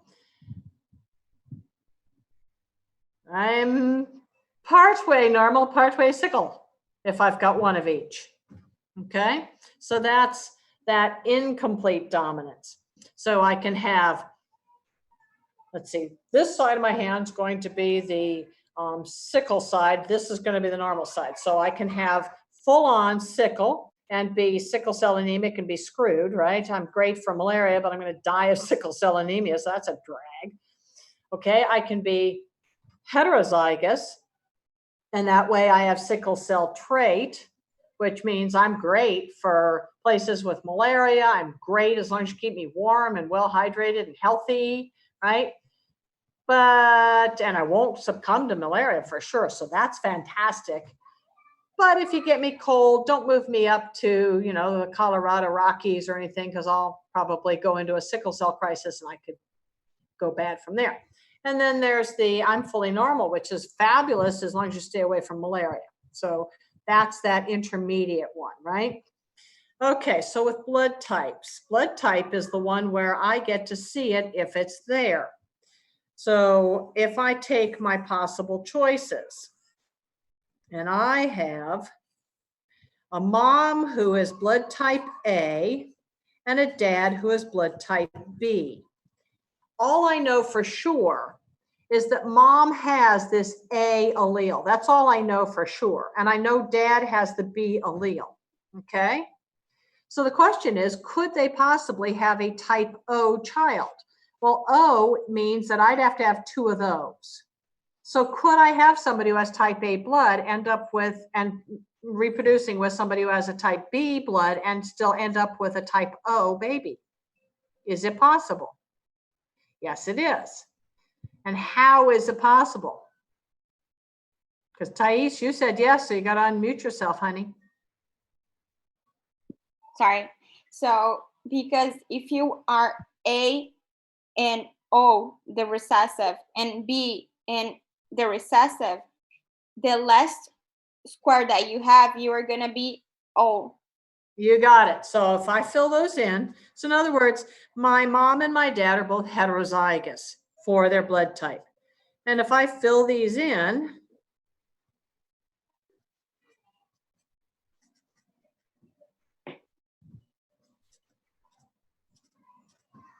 and I look at these phenotypically, okay? So now mom, hold on. Okay, mom is A, so she is heterozygous. Dad is heterozygous for B.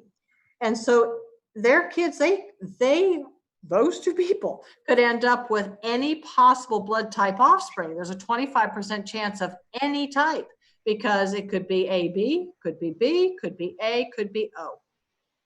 And they could be ABO. No, you can't be ABO. I thought there was one spot where they had 3 different letters expressing a blood type. I'm so confused. No. 2 alleles, that's it. One from mom, one from dad, that's it. Okay, but that makes sense. It's the part where they say, like, if the phenotype is this, what would be the genotype? Or if the genotype is this, what would be the phenotype? And I'm like, it's the way that the questions are worded where they say, like, this is the phenotype, what's the possible genotypes? And I'm like, what are they asking me to write right now? Okay, well, no, because really, let's see. So if we had. Can you do also with the RH factor? Because I kind of got confused when they add the RH factor to it. Okay, but RH is a different thing. That's a whole separate thing. It's like saying I've got blue eyes and I've got a big nose. They are 2 features of my face, okay? So they do their independent thing. Oh, okay. And where they get different is that whole thing back with blood typing, because A and B have anti-A or anti-B, depending on if they only have A, they have anti-B. If they only have B, they have anti-A, right? If you have O, you have anti-A and anti-B antibodies, right? But RH, you don't have anti-RH antibodies if you are RH negative, unless you get exposed. That was that blood typing stuff back at the beginning of time. No, it's because I think I got stuck in the same thing that Whitney got stuck, because there was a question asking not only for the blood type, but for the HR factor. And I'm like, how does that work all together? If it's positive, it's got RH. Period. Okay, not everybody's taking the lab thing, so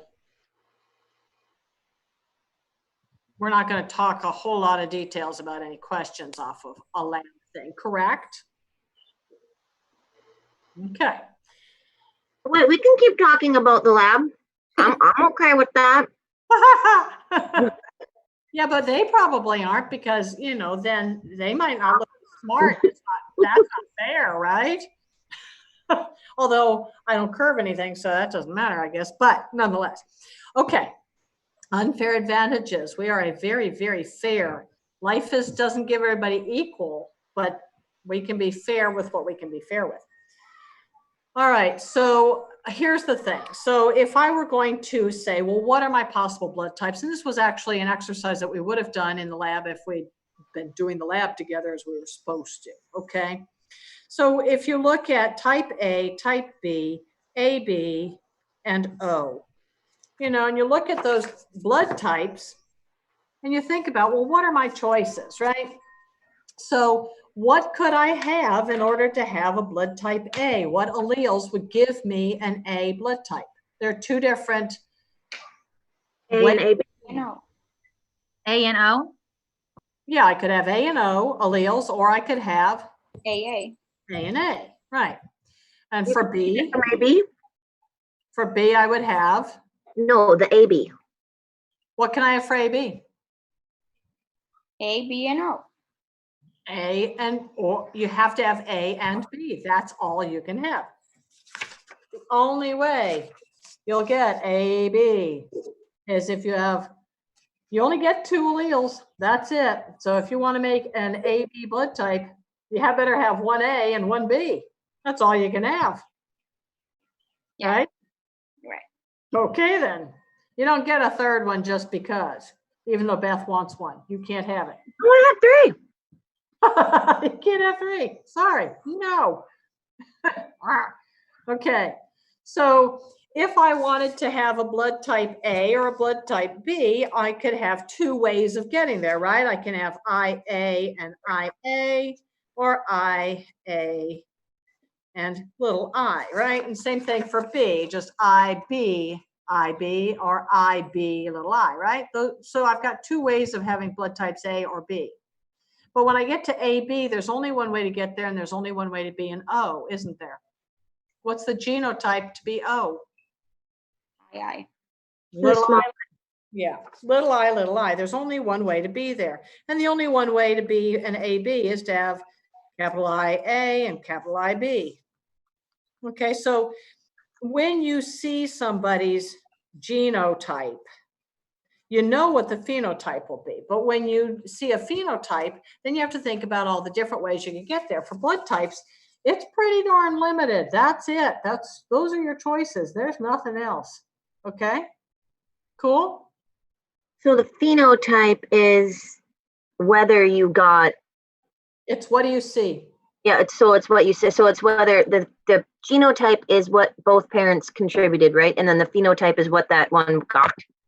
What it ends up looking like. Yep. Genotype is what did you get from your parents in the gene department? What are the alleles? Remember, an allele is a version of a gene, right? Yep.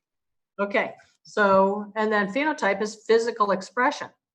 Okay. So the O being O blood type is the phenotype. Correct. Okay.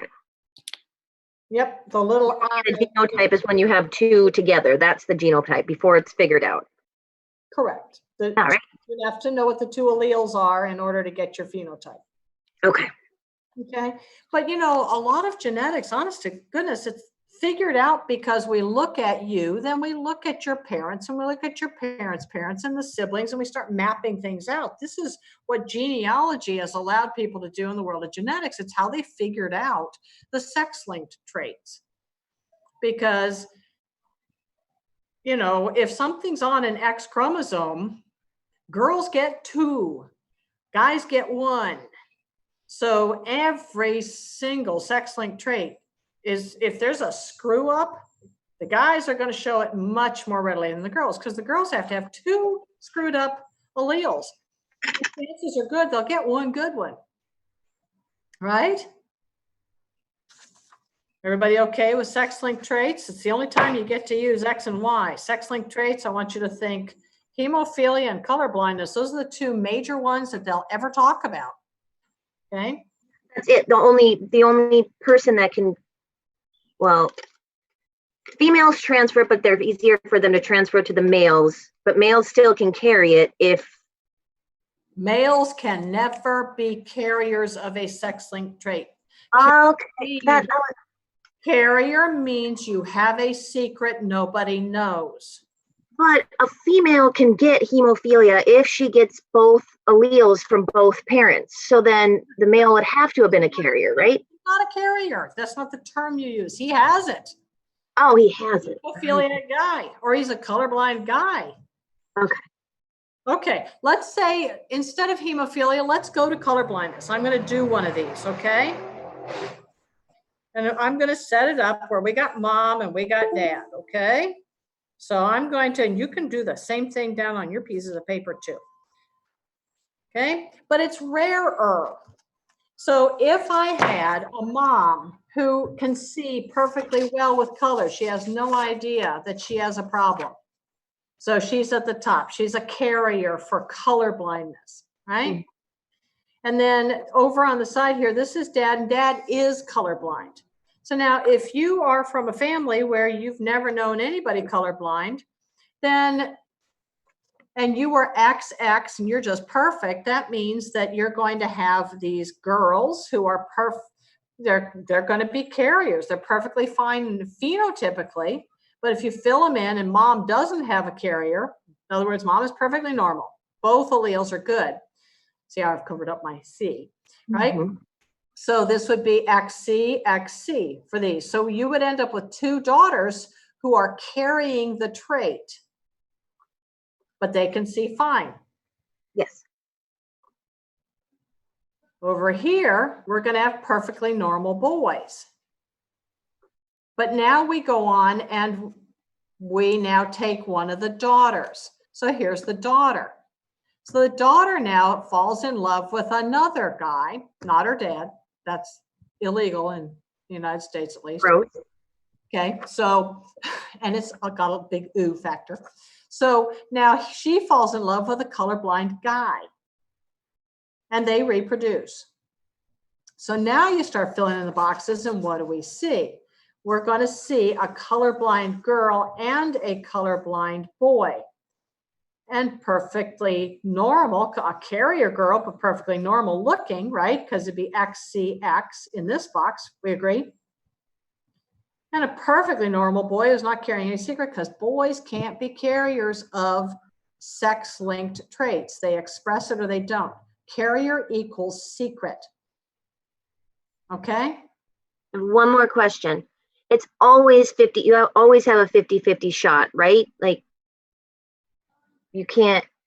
No, you have a 50-50 shot of having a boy or a girl. Yeah, and then I'll figure it out. We okay? I'm good. And just remember, most traits are carried on autosomes. We have 22 pairs of autosomes. Most traits. So unless it says hemophilia or colorblindness on any kind of question in your futures, or you get into genetics and you start looking at other things, these are the ones. If it doesn't say hemophilia or colorblindness, then please stay away from the X's and the Y's, would you? Promise? Okay. All right, does this make sense? Does this help? Okay. Now, 90% of what you are is what your genes are. So, you know, you cannot be what you are not genetically without surgery or whatever. I mean, you know, you could become a big boobed person or build a huge butt on you if you wanted to do stupid stuff, which completely confounds me, but whatever. But, you know, if you were destined to be tall and then we starve you either in utero or afterwards, you're not going to get tall, right? So certainly the environment has effects. And that's what we were talking about at the end of things on Thursday, you know. So genetics is huge because it's the bulk of determining. And that's why, you know, you really need to pick your parents carefully. If only we could, right? Okay. So is everybody okay with this stuff? Is it better? Okay.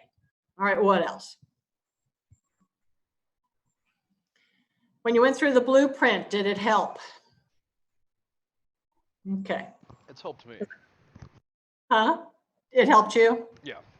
Okay, because I promise that what I did is I created that blueprint a while back a bit, but I have always written my tests from that blueprint.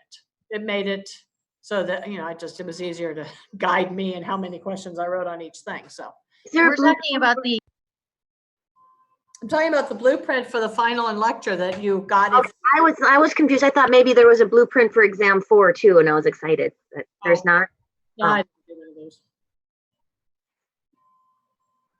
I know, isn't that awful? It's the penalty of being at a college level. All right, what else?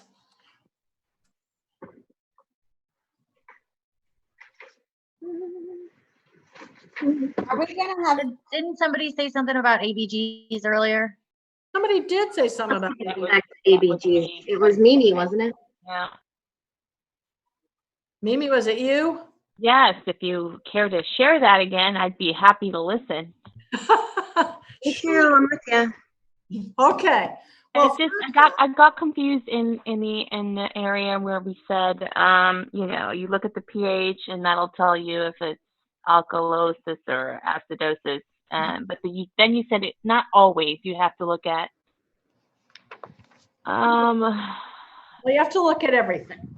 Okay, so since I'm doing it this way, let's go with this. Okay. You can see my Sharpie stuff, right? I figured if I did that, that would show up. All right. Of course, it means I can't use the back sides of my papers.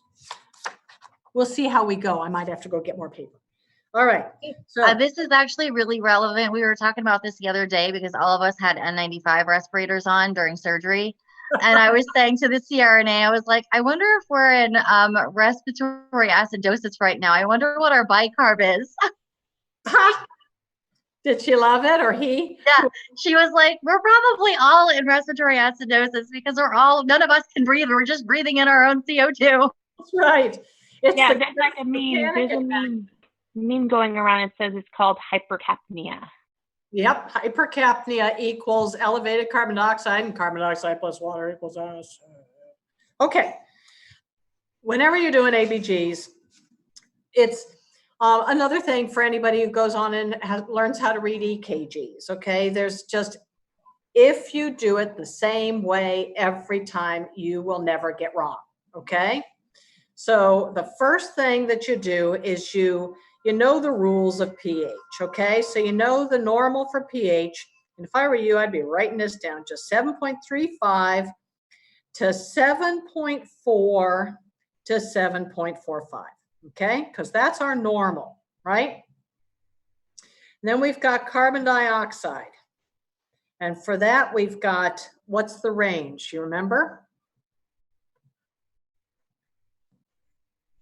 Oh my God, this is not good. 35 to 45. Isn't that nice? pH 7.35 to 7.45. And then CO2 is 3.5 to 4.5, right? 35 to 45. By the way, sodium is 3.5 to 4.5. I'm just loving 3.5, 4.5s.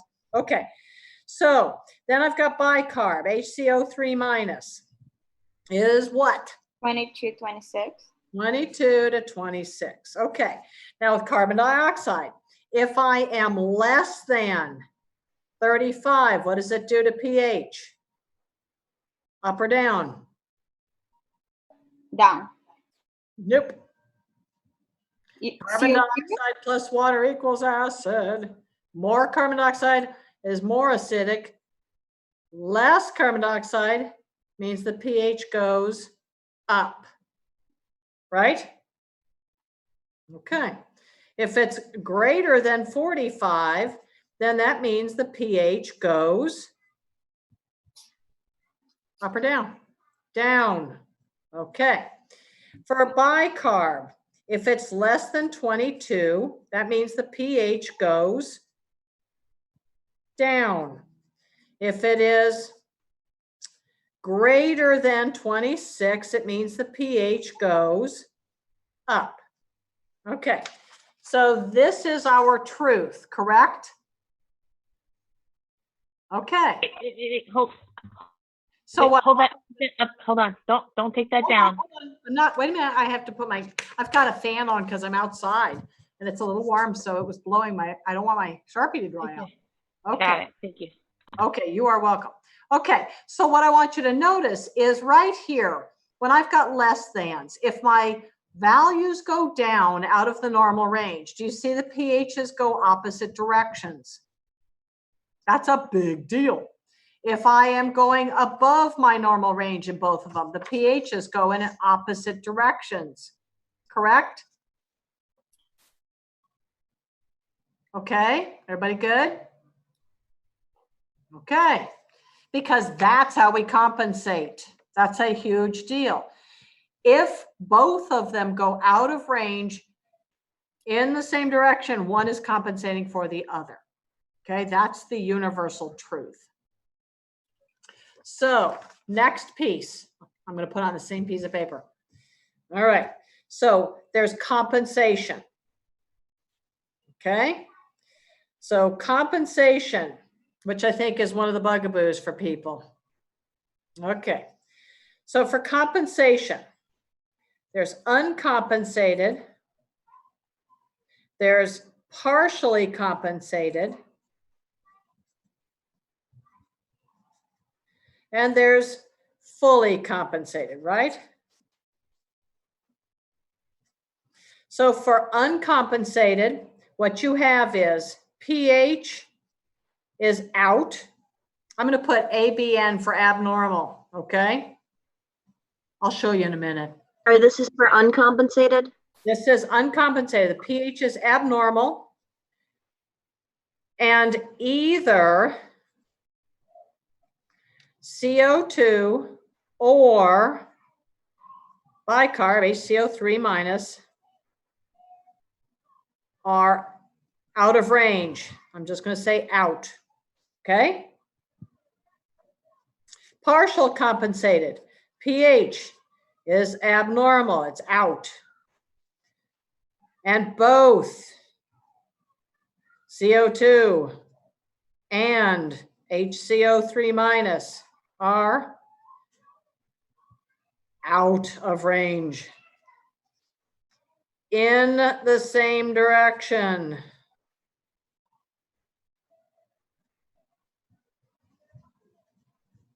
Okay. Fully compensated. pH, normal. Both CO2 and HCO3 minus are out in the same direction.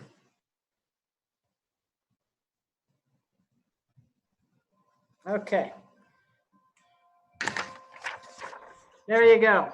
Okay, so that's the truth. Everybody got this? All right. So when, Everybody set? All right, so when you have an ABG, so now what I'm going to do is I'm going to have everybody do their own writing, okay? All right. I'll hold on to this thing. I'm going to run out of paper, and I'd rather not run away to get another bunch of paper. All right, so let's do this. Let's have, for our ABG, so what I want you to do is get your piece of paper and write down and know that every time I'm going to do pH, CO2, and bicarb in that order. You with me? Okay, so pH is going to be at 7.36. Okay, CO2 is going to be at 37. Bicarb is going to be at 20. Wait a minute, 20, sorry about that, 22, excuse me, 22. What do we have? Uncompensated. A normal ABG. Normal ABG. Okay, because everybody's in normal limits. Would you agree? Wait, what's the bicarb range again? Because I thought it started at 22. Bicarb is 22 to 26. So I did 22. 22. Oh, I thought you just said 20. 22. I knew we had a, so 22. So now we're normal, okay? All right. So next, here we go. You ready for the next one? Okay. So next one, the pH is going to be at 7.32. Carbon dioxide is at 55, and bicarb is at 25. So what do we have? We have uncompensated acidosis. What was the pH? Respiratory acidosis. 7.32. Okay, so here's how I would do this, okay? I would say, what's the first one? I'm acid, right? So I know I'm in acidosis. Yes. So my question is, whose fault is it? So then I look at the carbon dioxide, high, low, or normal. It's High. What does high carbon dioxide do to my pH? Acid. Carbon dioxide plus water equals acid. Turns Lowers acidic. Goes down, right. So that means already I'm saying respiratory acidosis, aren't I?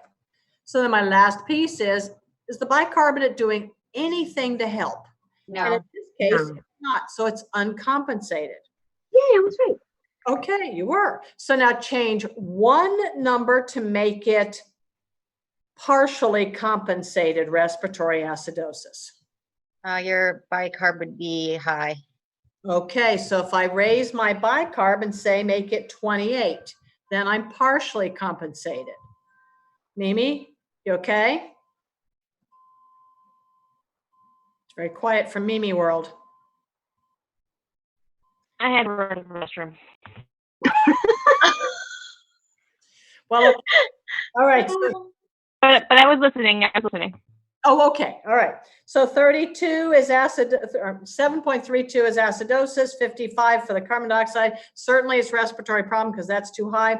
25 for bicarb, not helping. But if I made it 28, then I would be partially compensated, right?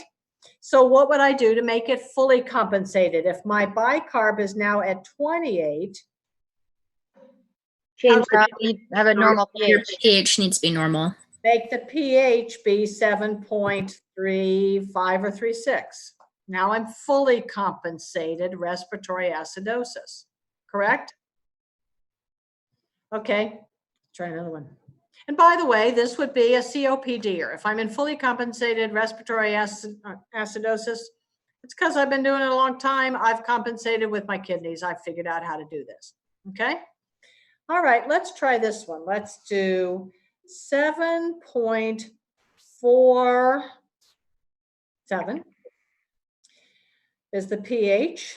Carbon dioxide is at, let's say 40.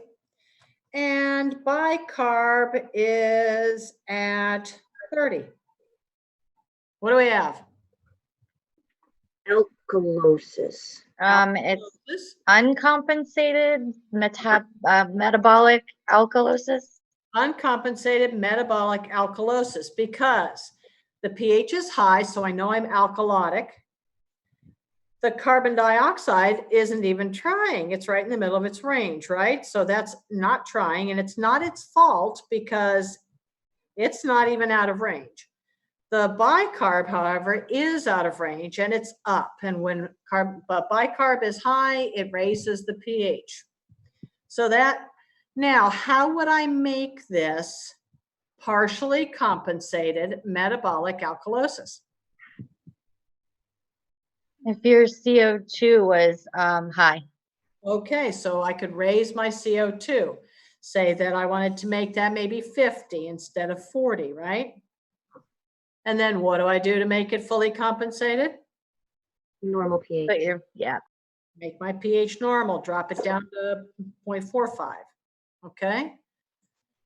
You will never overshoot. So when you're looking at your pH, always think about, am I on the normal side? I mean, on the high side or the low side of that 7.4, because that's my right down in the middle of things. Okay, one more. Or are we there? Oh, we'll do one more. It's way too quiet. Besides, Mimi stepped out, so we got to make sure we log her a little extra with some more ABGs. Okay, so let's see. 7.38. Carbon dioxide is at, let's make it 25.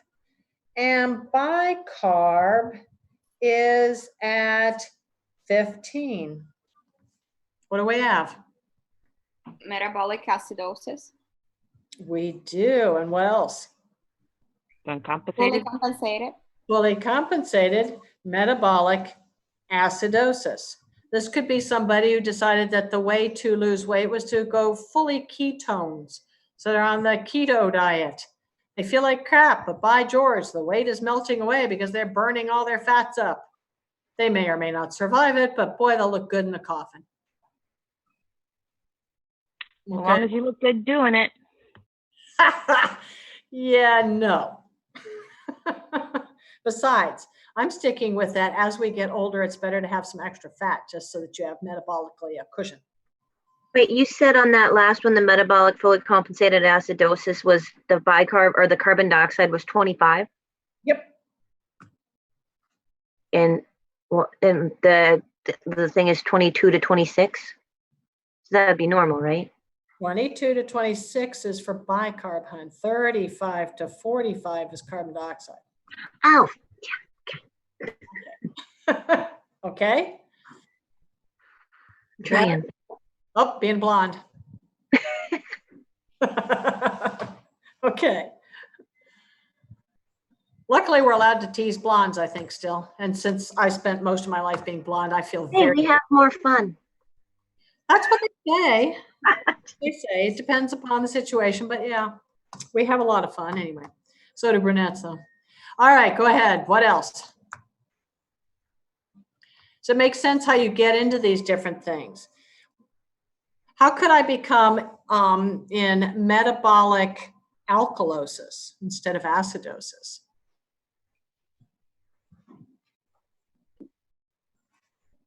Decreasing your CO2 or increasing your bicarbonate? Okay, so if I decrease my CO2, then it's a respiratory alkalosis problem, correct? It's like a panic attack is about it. Okay, but how would you end up, what would be happening to you, an easy peasy way to think of it, if you get metabolically alkalotic? If you took a bunch of baking soda for Spermatids. Absolutely. Maybe you took baking soda or lots and lots of, I think Alka-Seltzer has that stuff in it. Or maybe you'd been vomiting a lot. If you vomit and vomit and vomit, you lose acid, and what's left behind is alkaline. Okay, so those are a couple of really easy peasy ways to go into the metabolic alkalosis issue. Okay, and just remember, respiratory compensates for the metabolic part, the kidneys, renal compensates for the respiratory part. So it's all about your respiratory and renal systems, really, in handling your pH this way. Okay. So, quick question. If I have a bunch of cases where I have to wear a respirator, should I be like taking some Alka-Seltzer and then wearing the respirator to like try to compensate before it happens? You know, I don't know. I would say that's a good question, actually. Probably no. But because for the other, you know, there's an awful lot else that goes on with taking any bicarb kind of stuff. There's that sodium part of it, which of course I guess would also help, because then you wouldn't need to urinate because you'd have all that salt making you hold on to all that water. So then you wouldn't have to step away from the OR. It was one of the many reasons I would never want to be in the OR. It's cold, which makes you need to pee. And then you can't pee because you're sterile. It's not for your average person. And you're skinny, so aren't you freezing your tooties off? The OR lights are pretty warm. Oh, okay. Everyone else in the room is freezing. The surgeon and the scrub tech are fine. Okay. Just slap on a bear hugger underneath your gown. Anyway, okay. So are we better with ABGs? Mimi, are you better? Because you specifically had asked. Yes, I understand now. Like, it makes sense where one would compensate, you see the change, or if it stays the same, or if it drops. Makes sense now. Okay, better. So better is good. It's going to be on the final, not exam 4, right? Exam 4 is where the ABGs are, because ABGs came with the fluid electrolyte pH stuff, which came in. Remember? I was thinking it was going to be in the respiratory system. Damn it. Well, they link, though. Isn't that the wonderful thing about this semester, is that it's all interconnected, every bit of it. I mean, Lord, we talk about the kidneys, and oh my goodness, there we go back to erythropoietin and the red blood cells. And blood pressure, back to the blood vessels. Holy criminy. That's why this is the very best semester of all. Until you get to pathophysiology, then that's a whole lot of fun because it's predicated on knowing all of this stuff. And then what happens when you screw up? That's why ABGs are so much fun, because it's a screw up thing, right? And all the diseases. That's why I always tried really hard to end every lecture with a screw up. It was always disappointing if the timing was off, and it was just normal when we left.